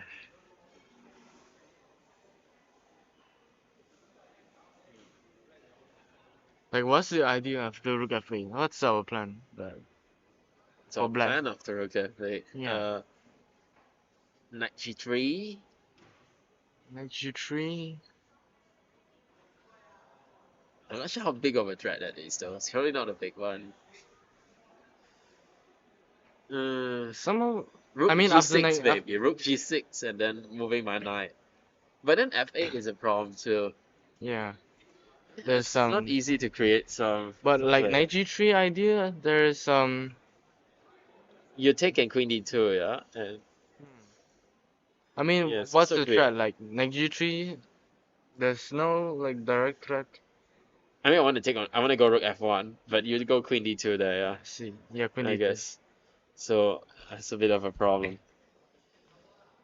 I don't know what else you can do though. Yeah. Maybe it's still equal. It's very unclear. Yeah, maybe it's still fine. Positionally, I think black is better, but somehow when you played out the move and then feels like there's nothing. I think black. the problem is that there are some issues with e4 and c7. Yeah, the pawn structure. Like in all of these lines, there were some counterplay with these pawns. Mm-hmm. I think this is one thing the computers and actually really strong players are really good at. Yeah, they're able to use these weaknesses which don't look that obvious. Yeah, they Yeah. don't look that easy to use. Maybe even bishop c2 now. Just asking about that pawn. Yeah, maybe. if knight g3, I mean, I just do the same thing, yeah, and then queen d2. Yeah, I feel like there should be something for black, but still, I couldn't figure it out. yeah, I don't see it. Yeah, it's nothing. There's nothing here. Okay, let's move on. What else is there? Yeah, Ozias lost. I think he just resigned, right? And Yeah. there's no move at all. So, Wow. wow. Chao Yichen won. I think she made a big mistake in the middle game. I forgot what is the position already, but yeah, I think she missed d5, especially this one. And Oh then yeah, this looks very strong. Knight d4. Yeah, knight d4 is yeah, one mistake very cost the game. yeah, and now it's just really good. And I think Chao Yichen just plays a great game. Yeah, He will be pleased with this one, I think. for He sure. and his dad will be pleased with this game. That's for sure. Okay. Yeah. Then improve his king slowly. Ooh. No, it's just too easy. It's too easy. And he even Check. just goes for the pawn endgame, yeah. And then wins. In style, c7 mate at the Yeah, end. but the one thing I see about to watch about the Yichen game, there's he very good in time management. His time management is very good. I don't know, he seems to play very fast, yeah, that's what I feel. Yeah, Uh, I he feel that's a somehow good is thing in like 90 plus 30. yeah, but he somehow is fearless for me. Yeah. I mean, obviously he's got a lot of talent that helps, Yeah. yeah. I mean, you have quite a lot as well yourself, I'm gonna say, but you know, he's got a lot of talent and that definitely helps, his play. And obviously he's improving because he's also working hard on the game. He's got a coach as well. Yeah, see. A non-Malaysian coach is all the dad would tell me. Very competitive parents of these guys. But yeah, obviously that's one reason. I need to run. yes, yeah, sure. See ya. Okay, we had that was a former national champion, Mr. Yin Yeah, Wong Jianwen. Yeah, obviously a very strong player in his own right, and yeah, and obviously he's also got a great job at this point. Well, Yin Long's game has exploded. So we left it here, very right? good Where one. Yin Long was, I think Yin Long missed f6 here, and basically it was a nice position. I mean, it was not so easy because how to improve the pieces. So he plays g3, wanting bishop d3, and then runs into this f6 move, F6, which wow. is really cool. And now black is mostly equalizing, but still a bit more pleasant for white, right? Yeah. And But why he sacked the pawn on? just, I guess, because he didn't want d4. Yeah, but rook a8 b4, right? I think the idea. Yeah, I think he didn't like some before ideas. I don't know why he sacked the pawn. Maybe we'll get him in a booth later if he does well. So bishop g2, hitting that pawn on d5. I feel like it was a positional sack to do that because he Yeah. knows he's getting his pawn back. And he did indeed get the pawn back. Knight f1, knight f5, and now knight e3. Wow. Actually was interesting. Yeah, very interesting. I still haven't figured out what happens after knight g3, but I mean, it's a bit late to look at that now. We just have to look at the game, yeah? Knight d4. Rook takes g3, and oh, this is interesting. Yeah, but I think this is still drawish, isn't it? It's such a mess, no? Like, because also I feel like if we lose c2, Mhm. even if we take b4 for c2, I Hmm. think we are suffering, right? Yeah, it's true. So, because I think it's also with the rooks on the board, like, it's a very subtle kind of position, right? But I think no. Oh, he allowed think rook of b3. yeah, What but happened? it's not. That is just not it. Oh, I think he just has no move, yeah? Shit. Like rook e2, for example. Maybe he has to go rook e2, yeah? Because now at least there is bishop e7 here, right? Mhm. So, but still maybe this it's a problem, though. Yeah, but I think the position goes around. Yeah, maybe still bishop c5 d4, and yeah. then c3 and later maybe. Yeah, it's true. Maybe this is still about equalizing. But yeah, maybe he had to do that. Just But I mean, like rook c5 is just not right anymore. but I think here it's already hard, right? Like because rook g2 is coming. Rook g2. Yeah. Like how do you stop rook b3? It's got to be a king move, right? Mhm. But then if you move the king, maybe Rook, yeah, rook there's rook g2. g2, and that's an issue, right? Mm-hmm. Like you can get this pawn, but it was like as we were saying, right? It's a little bit suffering now because now black gets to push. C5. Yeah, it gets to push c5. Oh no, maybe this is still okay. Maybe this is still okay, yeah. It's unclear. Yeah, it's not so clear. But okay, rook h5 and no, this looks doesn't look right, no. Bishop d4 and wow, this c5. Wait, I thought it's bishop e5. Bishop e5 is better, isn't it? Bishop e5. Yeah.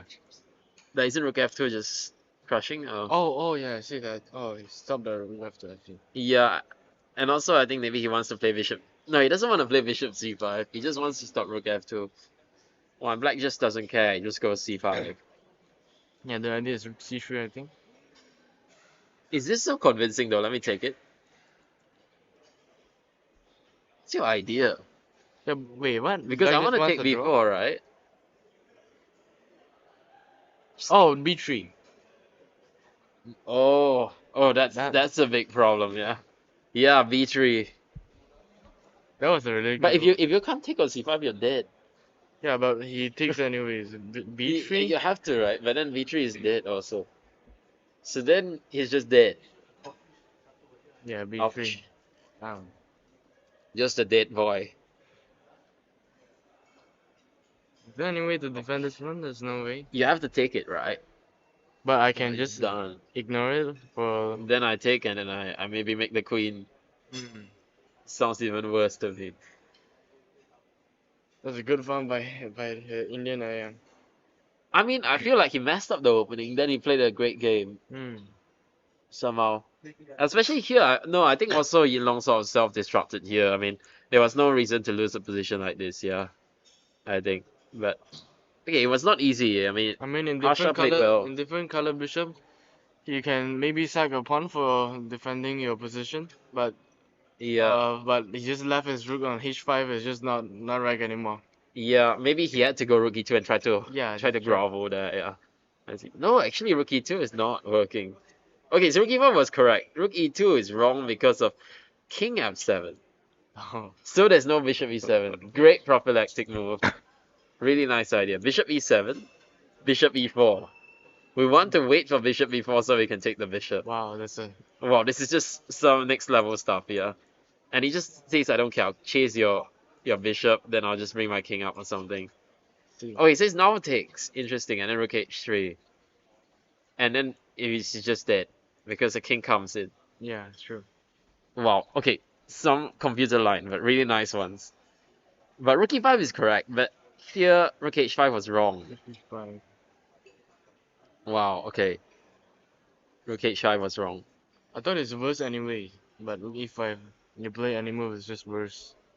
Yeah. Bishop e7 is definitely the way, and then king b2. But why not king b2 right away?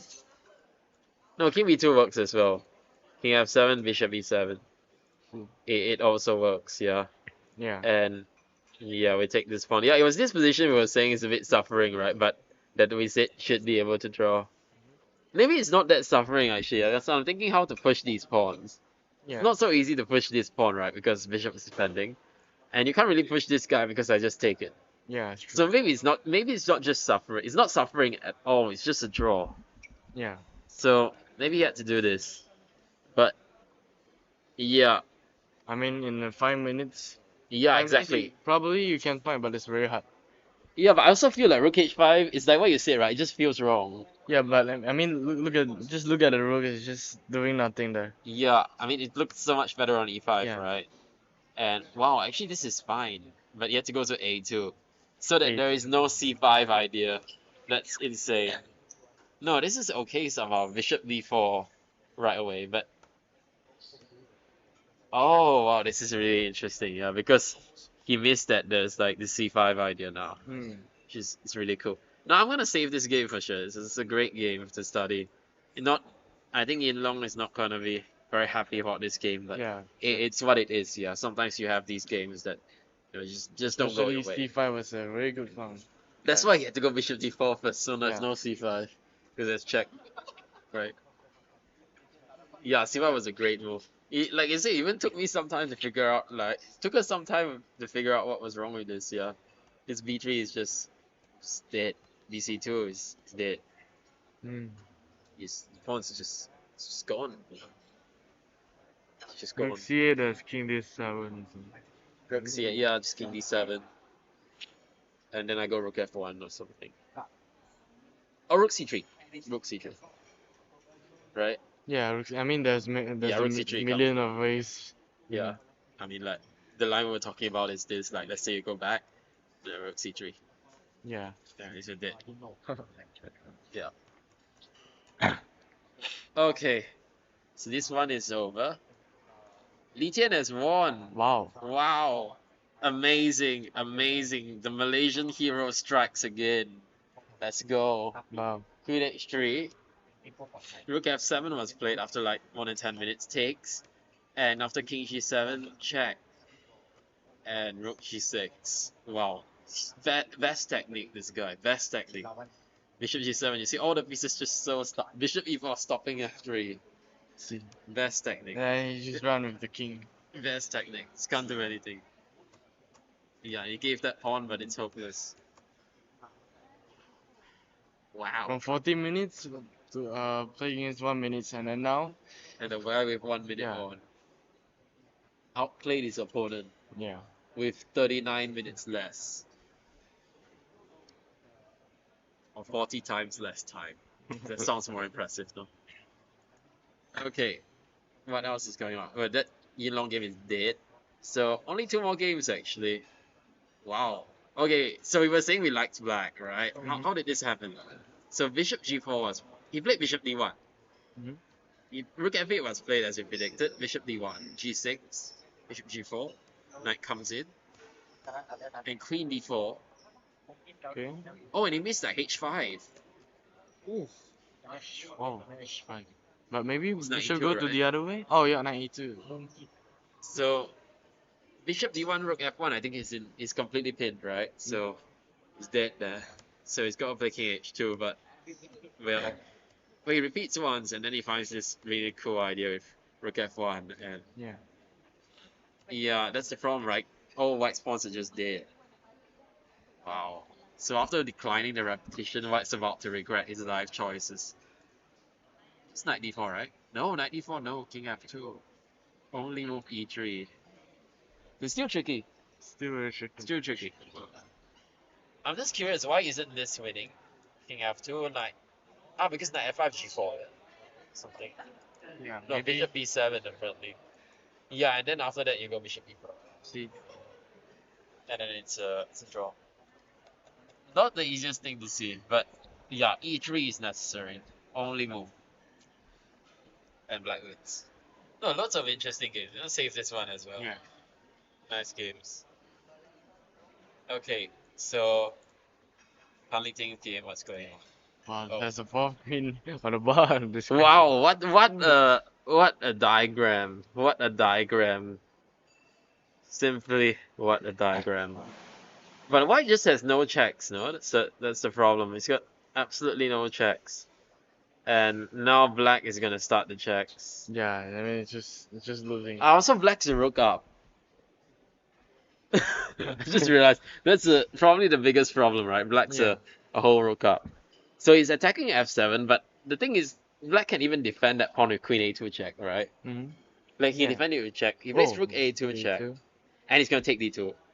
Yeah. The he's most calculated. simple way is take on take on d2, but I mean, it must be a win. Doesn't even calculate too much. He just does it, yeah.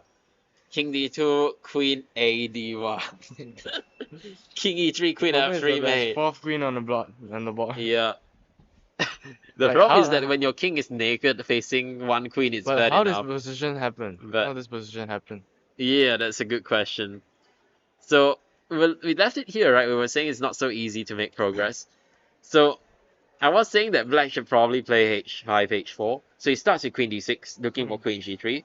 Which makes sense because now he wants to pause king f2 before playing h5 so that queen g3 might come with check. So pawn gets to h4, king e1. And actually with the knight that far away, now he brings his knight to d7 because he's not worried about e4. Mm. And I think white's played a bit too passively, and black pushes to a3. Yeah, So you see, but actually, it gets really dangerous, right? Like yeah, this pawn, e4, d takes e4. e4. I And mean, it looks bad, but yeah, you know what else are you gonna do? It's like the position looks kind of bad anyways. Knight yeah. f5 is coming. Yeah, knight f5 is gonna come. Then you can do rook e8 or whatever he wants, right? So Mhm. I think she just dashed out, which didn't help her cause, but I can understand why she did it. And okay, no, yeah, I think she won. How did she get the queen for the pawn? Ah, they both queened at the same time like this. Right, this is how it did, and it's white's move, but There's no there's check only king one check, b4 and and then you knight just block f6. it. Yeah, so that doesn't work. Wow, what a game! And then yeah, this is just checkmate. So last game, Piasmoro, did Oh, he find it? He played king f2. Piasmoro is playing this. He's trying to be smart. He's trying to be smart because knight d4 we already saw this one. Yeah, it's a draw. This would have been knight smart. takes b4. That's the question though. Why doesn't he take on b4? King e3 maybe. Maybe the pawn is hanging. Still looks very good, no? Like some position like this. But okay, computer's not impressed. Yeah. He says it's only a bit better for black. So this e3 might be a really smart move. I don't know. But what's the idea? Knight I'm takes not sure b4? because anyway bishop a6 is coming, right? So he's got to do something. Ah, got it. Ah, I see. Ooh, Then maybe king f4? King f4 and then no, but I take. can just block. I can defend this way, no? And then I can do this. And then it's like, I mean, if you go bishop d7, yeah, I'll just do that. So I think it's just dead.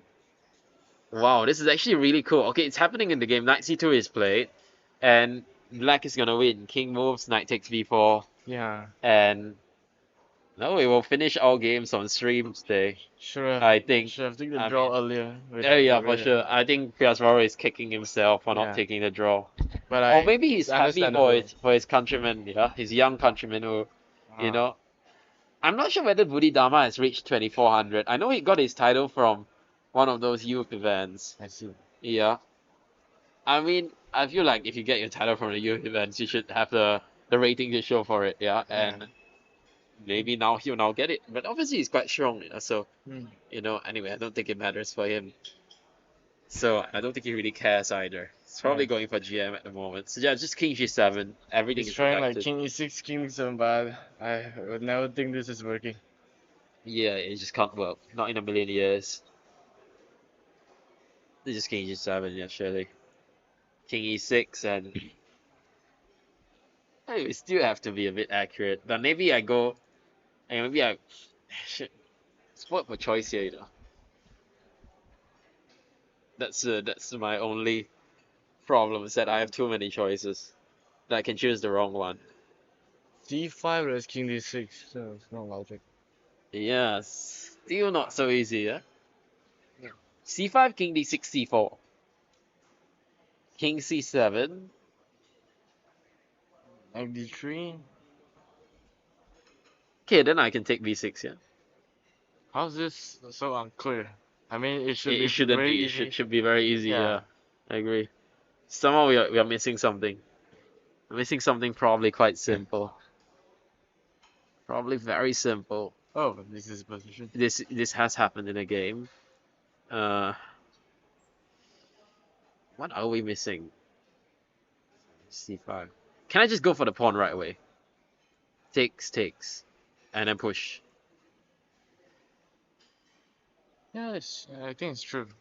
King c6 to c4 and then it's winning. I just want to push C4, yeah, because I'm controlling D3 and D1. They say the knight on B2 is usually bad, but this Yeah. knight on D2 is great. So I always say you can find exceptions to every rule in chess. The knight on B2 is the reason you're winning this game, right? Yeah. Is this the way? Let's see. Oh, it's -5. Okay, so we are right. Knight D3 is bad, one of the best. A5 is also possible. Yeah, King but D7, and now Knight D3. Ah, same idea, but from this way. But actually, how does this work? Bishop E6, e6. A3, King V5, And I just bring the king, yeah, I guess. Oh, and then you grab all the kings. Yeah, I just do this, and you did.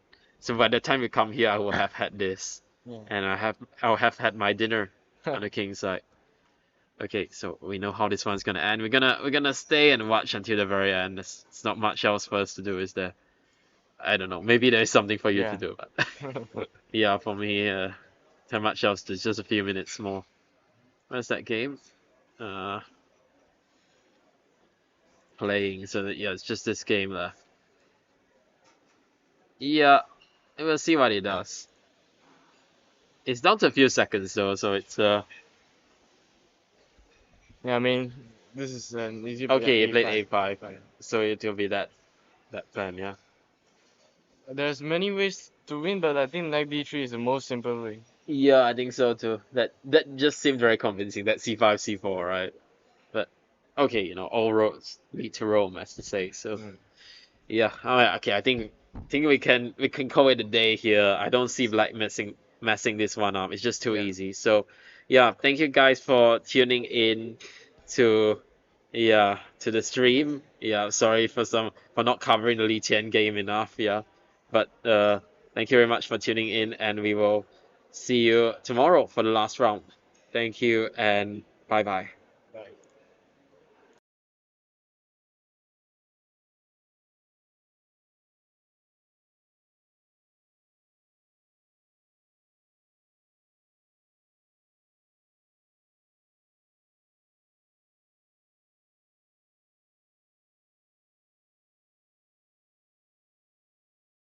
Yeah, okay.